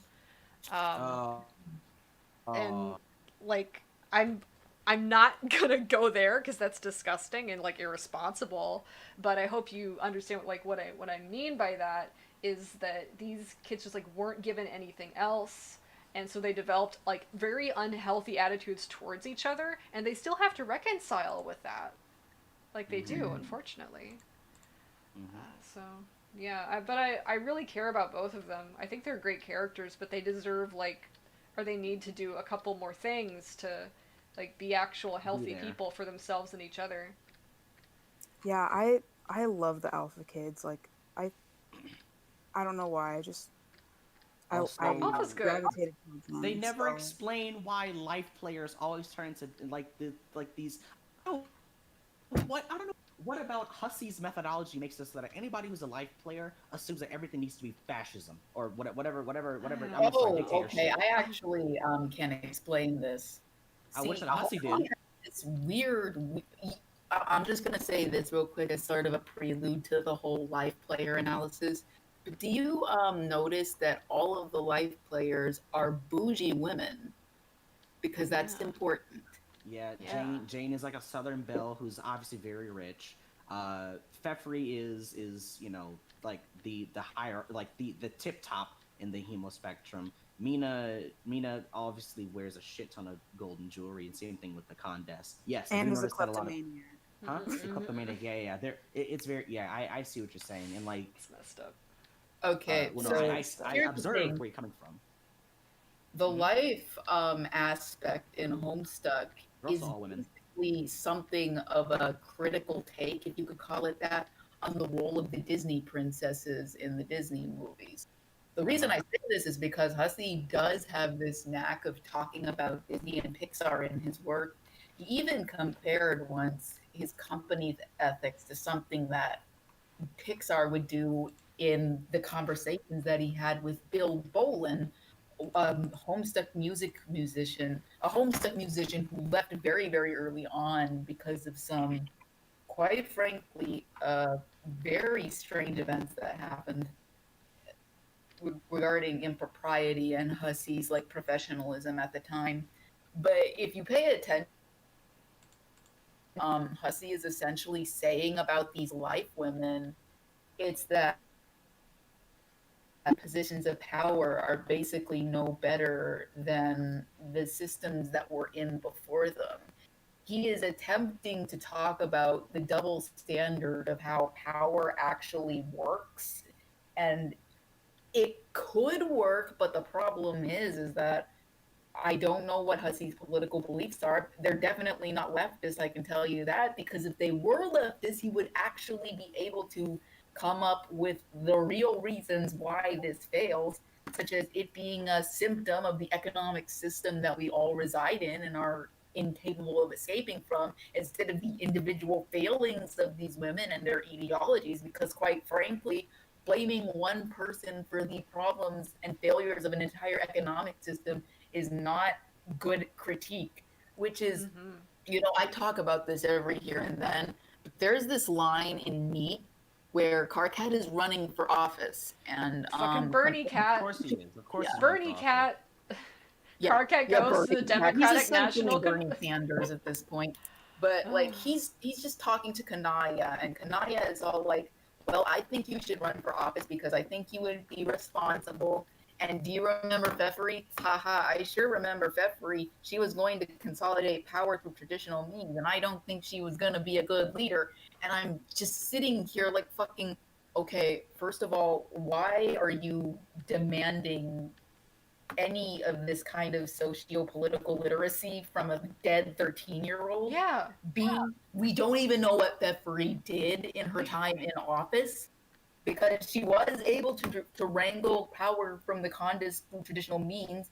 Because if you remember, like the Condis was like off subjugating other planets, and the reason Glub Glub started leaning towards Fefri was because Fefri started taking care of Glub Glub, and thus the alliance was switched from the Condis to Fefri.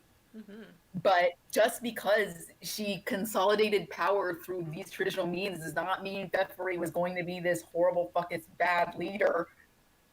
Because like the whole point of Fefri was trying to say like, well, it's not human it's function not doesn't even matter. something that Fefri did herself. This was just a result of naturally occurring schisms that happened as the Condis left the planet and was imperializing. Like, Yeah, if and you think about it, Fefri in her time in office did absolutely nothing, and for Kanaya to be making these very judgmental and terrible like things, Right. we're basically assuming that Fefri was going to be another version of the Condis is just such an ugly thing to say when we don't even know what was And for happening. her to recommend electoral politics as a fucking valid alternative?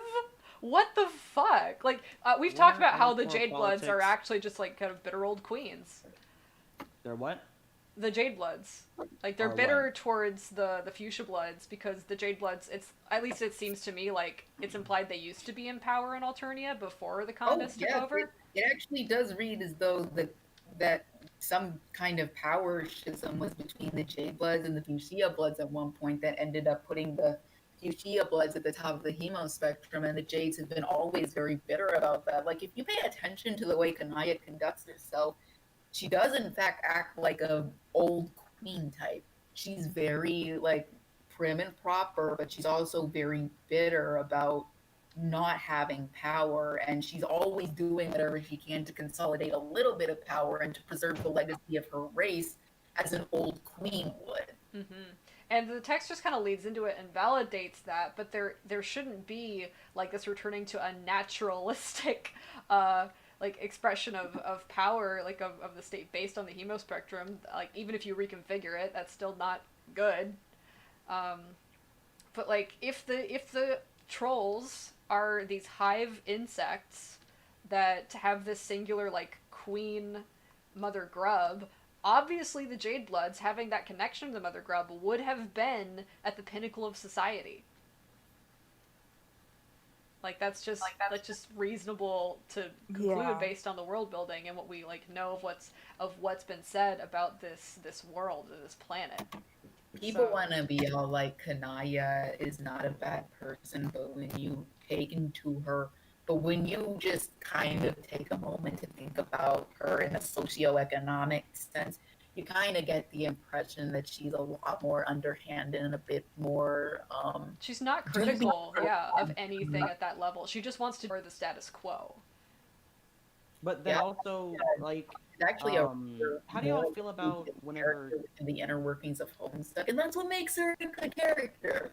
Like I love that. I love the character of Kanaya. I like her when she's scary and unsettling and kind of like just very so self-reliant and so self-satisfied that she's not like she's not a revolutionary force necessarily in the world. She can learn to be that maybe, but she's gonna have to go about it in a certain way that makes sense for like the actual values and attitudes that she has. She's not critically engaged in Alternia. She's not critically engaged in her environment. And she can be, but she has to make some concessions, and I don't think she's capable of making all the concessions. Like, she's only gonna get so far. That's just who she is. She's a fucking freight train. She is like this iron-willed woman who will not fucking budge, and that's her strength, but it's also a very serious flaw in the conditions she's in. That's why she killed Gamzee. So, yeah. Yeah. She's like the You know, sword of Solomon. She's like the wise King Solomon. I was all like, oh no, I'm getting the Wizardy Herbert flashbacks of there being a fucking Margaret Thatcher statue. Oh my Jersey. god, she's Kanaya Margaret I don't want to say Kanaya's Margaret Thatcher. No! I take it back! Say it. I take it Say back. it. I won't No, say it. no, Val's got a no. gun to my head. He's like, I'm tied to the You could say interrogation that- You chair. could say that Homestuck tried to turn Kanai into Margaret Thatcher. Homestuck tried did. to make It really Kanaya did. Margaret Like Thatcher. Homestuck was like gunning for Kanaya to be Margaret Thatcher too. Like it really Mhm. was doing that. Oh, I hate this. I hate this. I also have to say one more thing. I forgot it though. What was I What? gonna- Kanaya's Mayor Something Durkin. about- First lesbian mayor to I want to tear gas ask- me.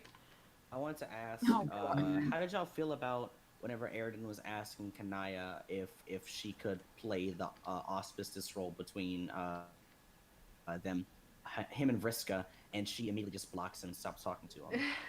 Cause she's like so. my goodness. She's a very This is, like, self-satisfied one of the self. first- Yeah. This is one of the first instances of Kanaya's lesbianism being referenced by the text. But the problem is that whenever you have a specifically monosexual character in this sense, you need to be open about your intentions because then it leaves people leeway for interpretation to say that either she's a prude or she's something else. Like I do have very very serious like issues with the way Huzzy handles his homosexual characters, especially since he mentioned in Homestuck commentary that Dave and Karkat are intended to be perceived through a homosexual lens. Like it has actually drastically reframed for me the way Yeah. I am supposed to treat these characters. Like and I'm sorry to people who would like to push Karkat and Dave through the bisexual lens, but when the author paratextually says this, and this has been the only way that that sexual identities have been talked about in Homestuck, then Dave and Karkat are Yeah, because you just made me by realize. admission of us supposed to be homosexual characters. You just made me realize that Like, that implies that the reason that Gamcar fails is because like Gamzee didn't have a coherent gender identity as like definitely just a regular cis man, and that was why Karkat like didn't commit and why it didn't work out.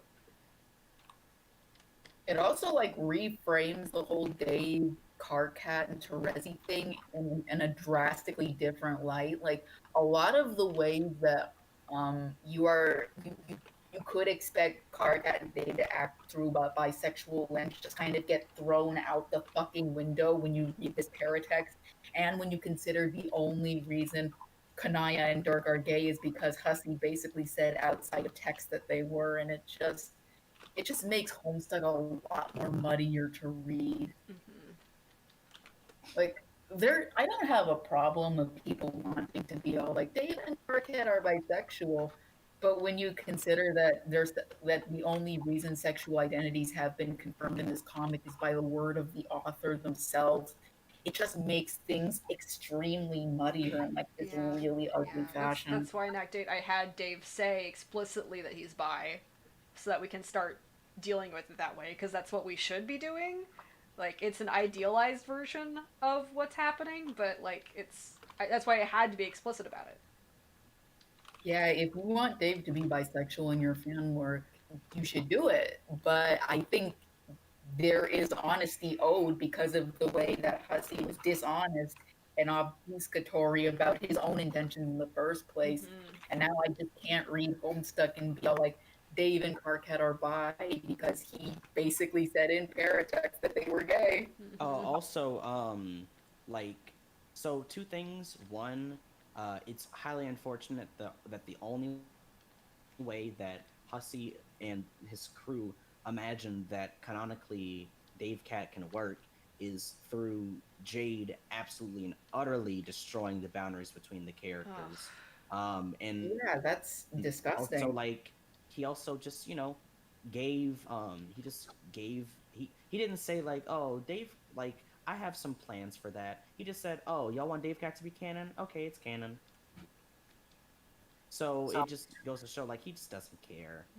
If Homestuck proper like had something planned and it didn't go through the fanon way that it was described, like okay, there, like, okay, the Dave and Karkat talk on the Meteor webcomic, it isn't too bad, but like I do notice a little bit of like fanonness because like the characters are very affectionate, and like Homestuck never lets characters be affectionate. There's only like a couple of times where characters give each other hugs or anything like that.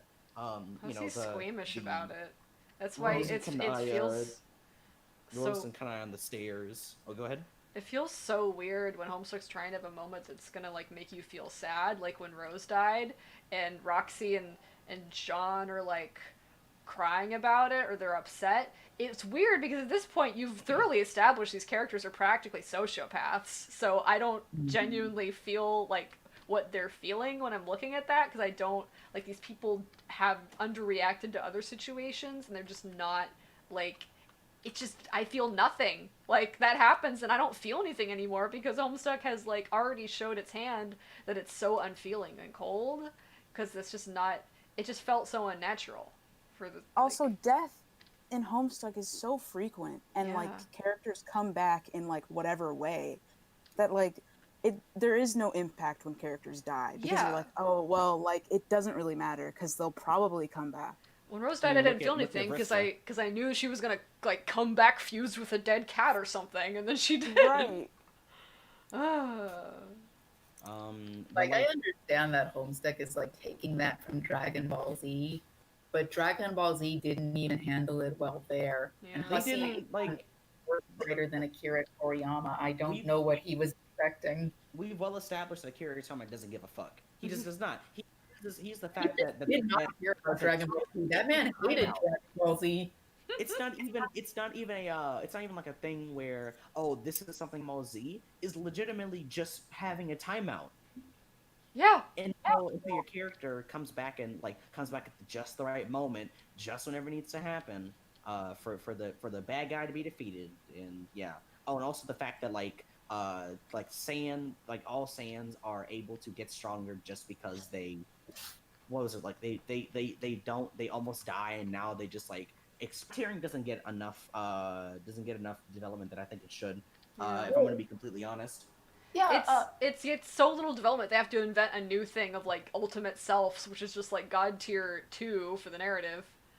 And like that kills you. Like, That actually here's kills the you. thing: like if you're paying attention to what God tiering actually says within the text, it's a very it's the most overt socioeconomic commentary that Homestuck has ever had. It's basically like when characters have proven themselves to a certain point of being self-sacrificial or have proven themselves worthy of being granted autonomy, then Homestuck itself, the plot, allows for the characters to have this autonomy because they have proven themselves in the eyes of the narrative. It's not really about character importance. It's like that. It's Hussey trying to actually be socioeconomic in his criticisms of how society works. Basically, the kids have proven themselves and they are being granted these powers because the plot is expecting them, and it is the plot specifically. The plot is expecting them to be responsible people with the powers. It's supposed to be Hussey's attempt at also like character progression, quote unquote. I say that incredibly loosely because it is an attempt, but unfortunately, I think the characterization part of it just completely falls flat because of Gamzee specifically. That's like the whole idea that Gamzee's God tier is a joke is basically saying that this person becoming an adult in their lives is a joke. No, it's a little bit more complex than that. It's more Gamzee is not going to be trusted with this autonomy because he is not a part of the plot in a sense that he is a legitimate addition to it. They're literally stripping Gamzee of his personhood and every metatextual importance as a person by saying that his problems are lesser. He should not even be registered as an actual player in the plot. He is a joke. That is what Hussey is saying when Gamzee fake God tiers. Yeah. So I just had every emotion at once for a second there. It's okay. You're allowed. I'm allowed to have This is every why I'm emotion. so adamant about Gamzee, like God tiering and anything I work on, because I'm basically gonna be all like, hey, maybe Homestuck shouldn't have invalidated Gamzee's personhood like that, because that's technically what it is. That's what it did. If you didn't think Gamzee was a joke before, then his fake God tier is basically the Homestuck presentation and the plot saying this character is a fucking joke and you have to deal with this. I should find an opportunity in something to give Gamzee like a redesigned God tier, like. Stop and also the fact that black men already get fetishized enough. But bards also they're we talk about the costume. Yeah. Let's do that. So Homestuck has always been really sexually inappropriate towards his character. Homestuck, the canon, and then also the fans that ascended into the Homestuck canon were doing that as well. I don't know if I should name drop the person. Yeah. Thing was some white woman's fetish story about how Gamzee would have raped children. Yes. Wait, what? Like okay, so one of the artists that worked on Homestuck, basically would draw all this rape porn, Gamrezi rape porn, and like solicit to get more people to draw it for them, Aldous Gamrezi rape porn because it was their goddamn fetish, and they went on to very seriously like, contribute to Homestuck and wrote a lot of meta about Gamzee that Hussey really apparently super advocated this whole time and has taken very seriously to be a genuine like attitude that the text has towards this character, not realizing that it was like this very specific sexualization that this character was experiencing by the fandom based on the prejudices that were inherent in how this character was written from the start. It's true. Oh. So, like, was that person working during that scene I mentioned where Gamzee was like Yes. physically like? Okay, see, that's what I was. Wow, that like, really explains it. It explains a Bruh. lot. Bruh. Yeah, Gamrezi Bruh. was a very big ship at the time. And this person like got some flack that they were quote unquote responsible for it, and they weren't. It was Hussey all the time for like enabling this and thinking this was like enticing to him for some reason. Well, we know why. We know why it was enticing to him, but like it's that is definitely what happened. That's like so gross. It's very gross. But yeah, the Bard outfit is just part of like the weird sexualization this character has experienced based on like all of the horror tropes and all of the tropes surrounding this character get sexualized in this very specific way.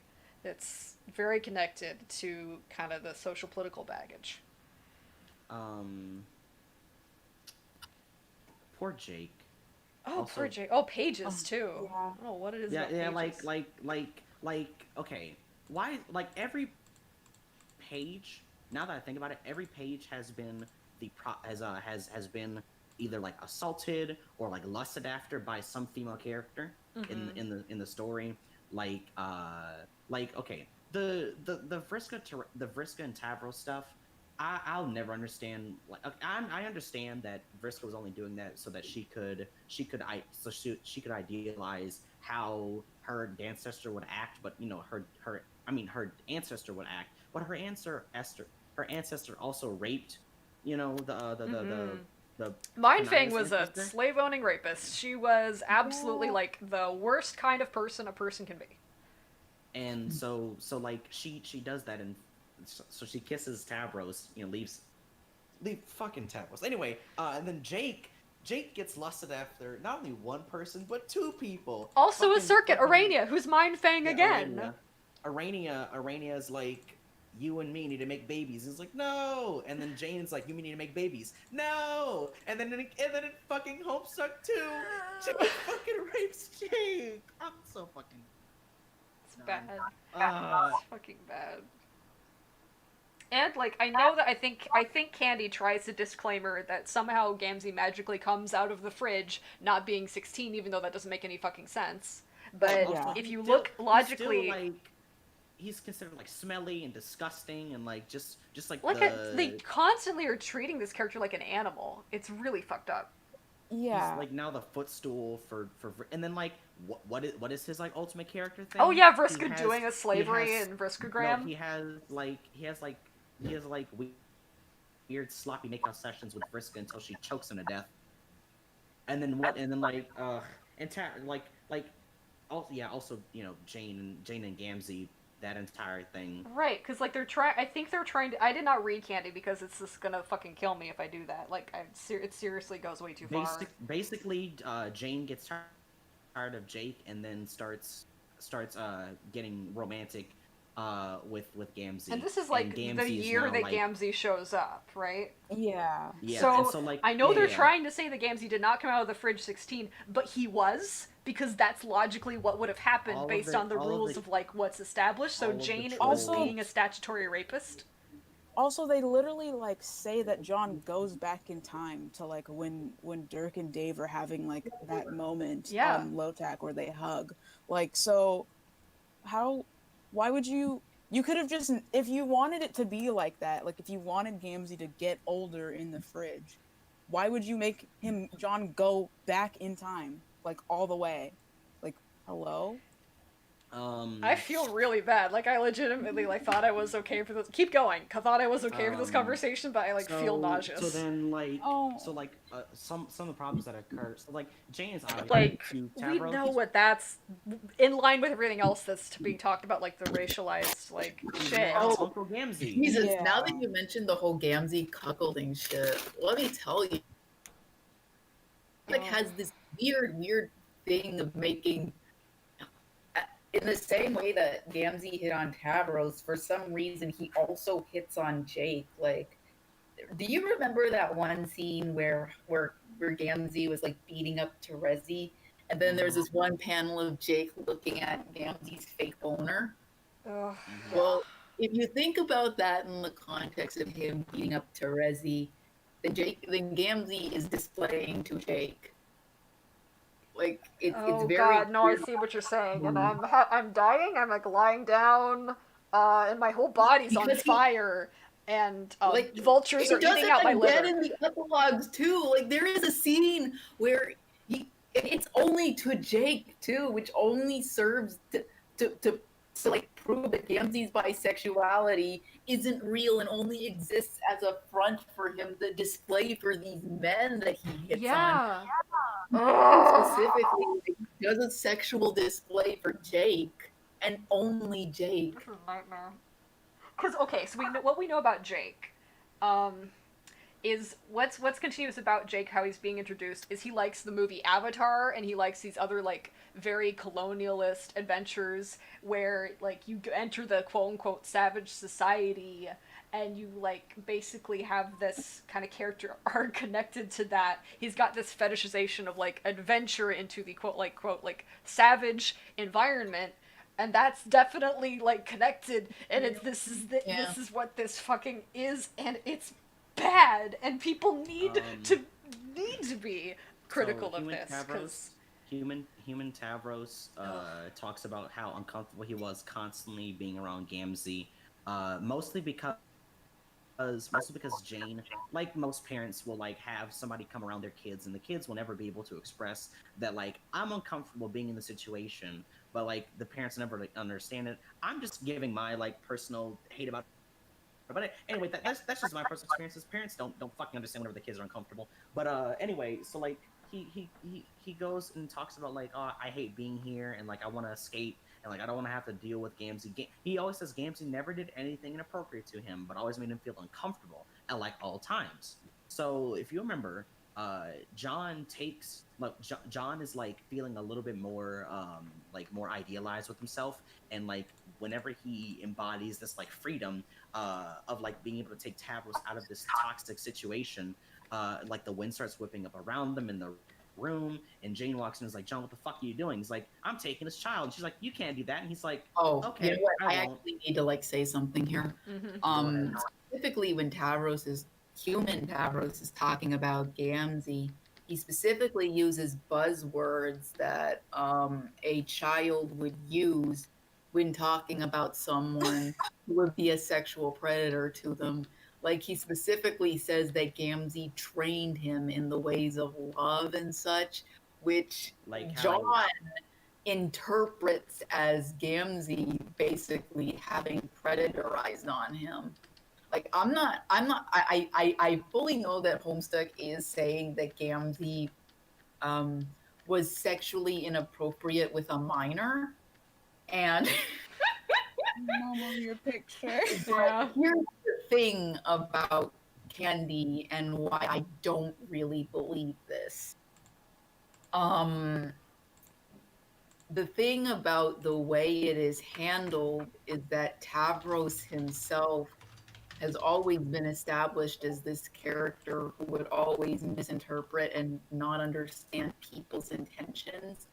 And the thing is while John may be contextualizing it as Gamzee having been a predator to Tavros, if you pay attention to like Tavros's like someone pointed out that Tavros's fucking suspenders were an inversion of Calliope and Caliborn's color schemes, then I don't think Gamzee was actually being a sexual predator to him. but he was just basically making him to be the messiah of his new religion because he desperately wants to recreate that violence he was indoctrinated in. Mm. I think Sorry, I'm that's still what having I'm still having a mental breakdown, but actually a very successful character. If Suburb didn't happen within the Left out the fastest had some like the one that was on the ship. oh, Solix. Solix is such a weird into- character for like this sort of thing. Like he's supposed to be a really good guy,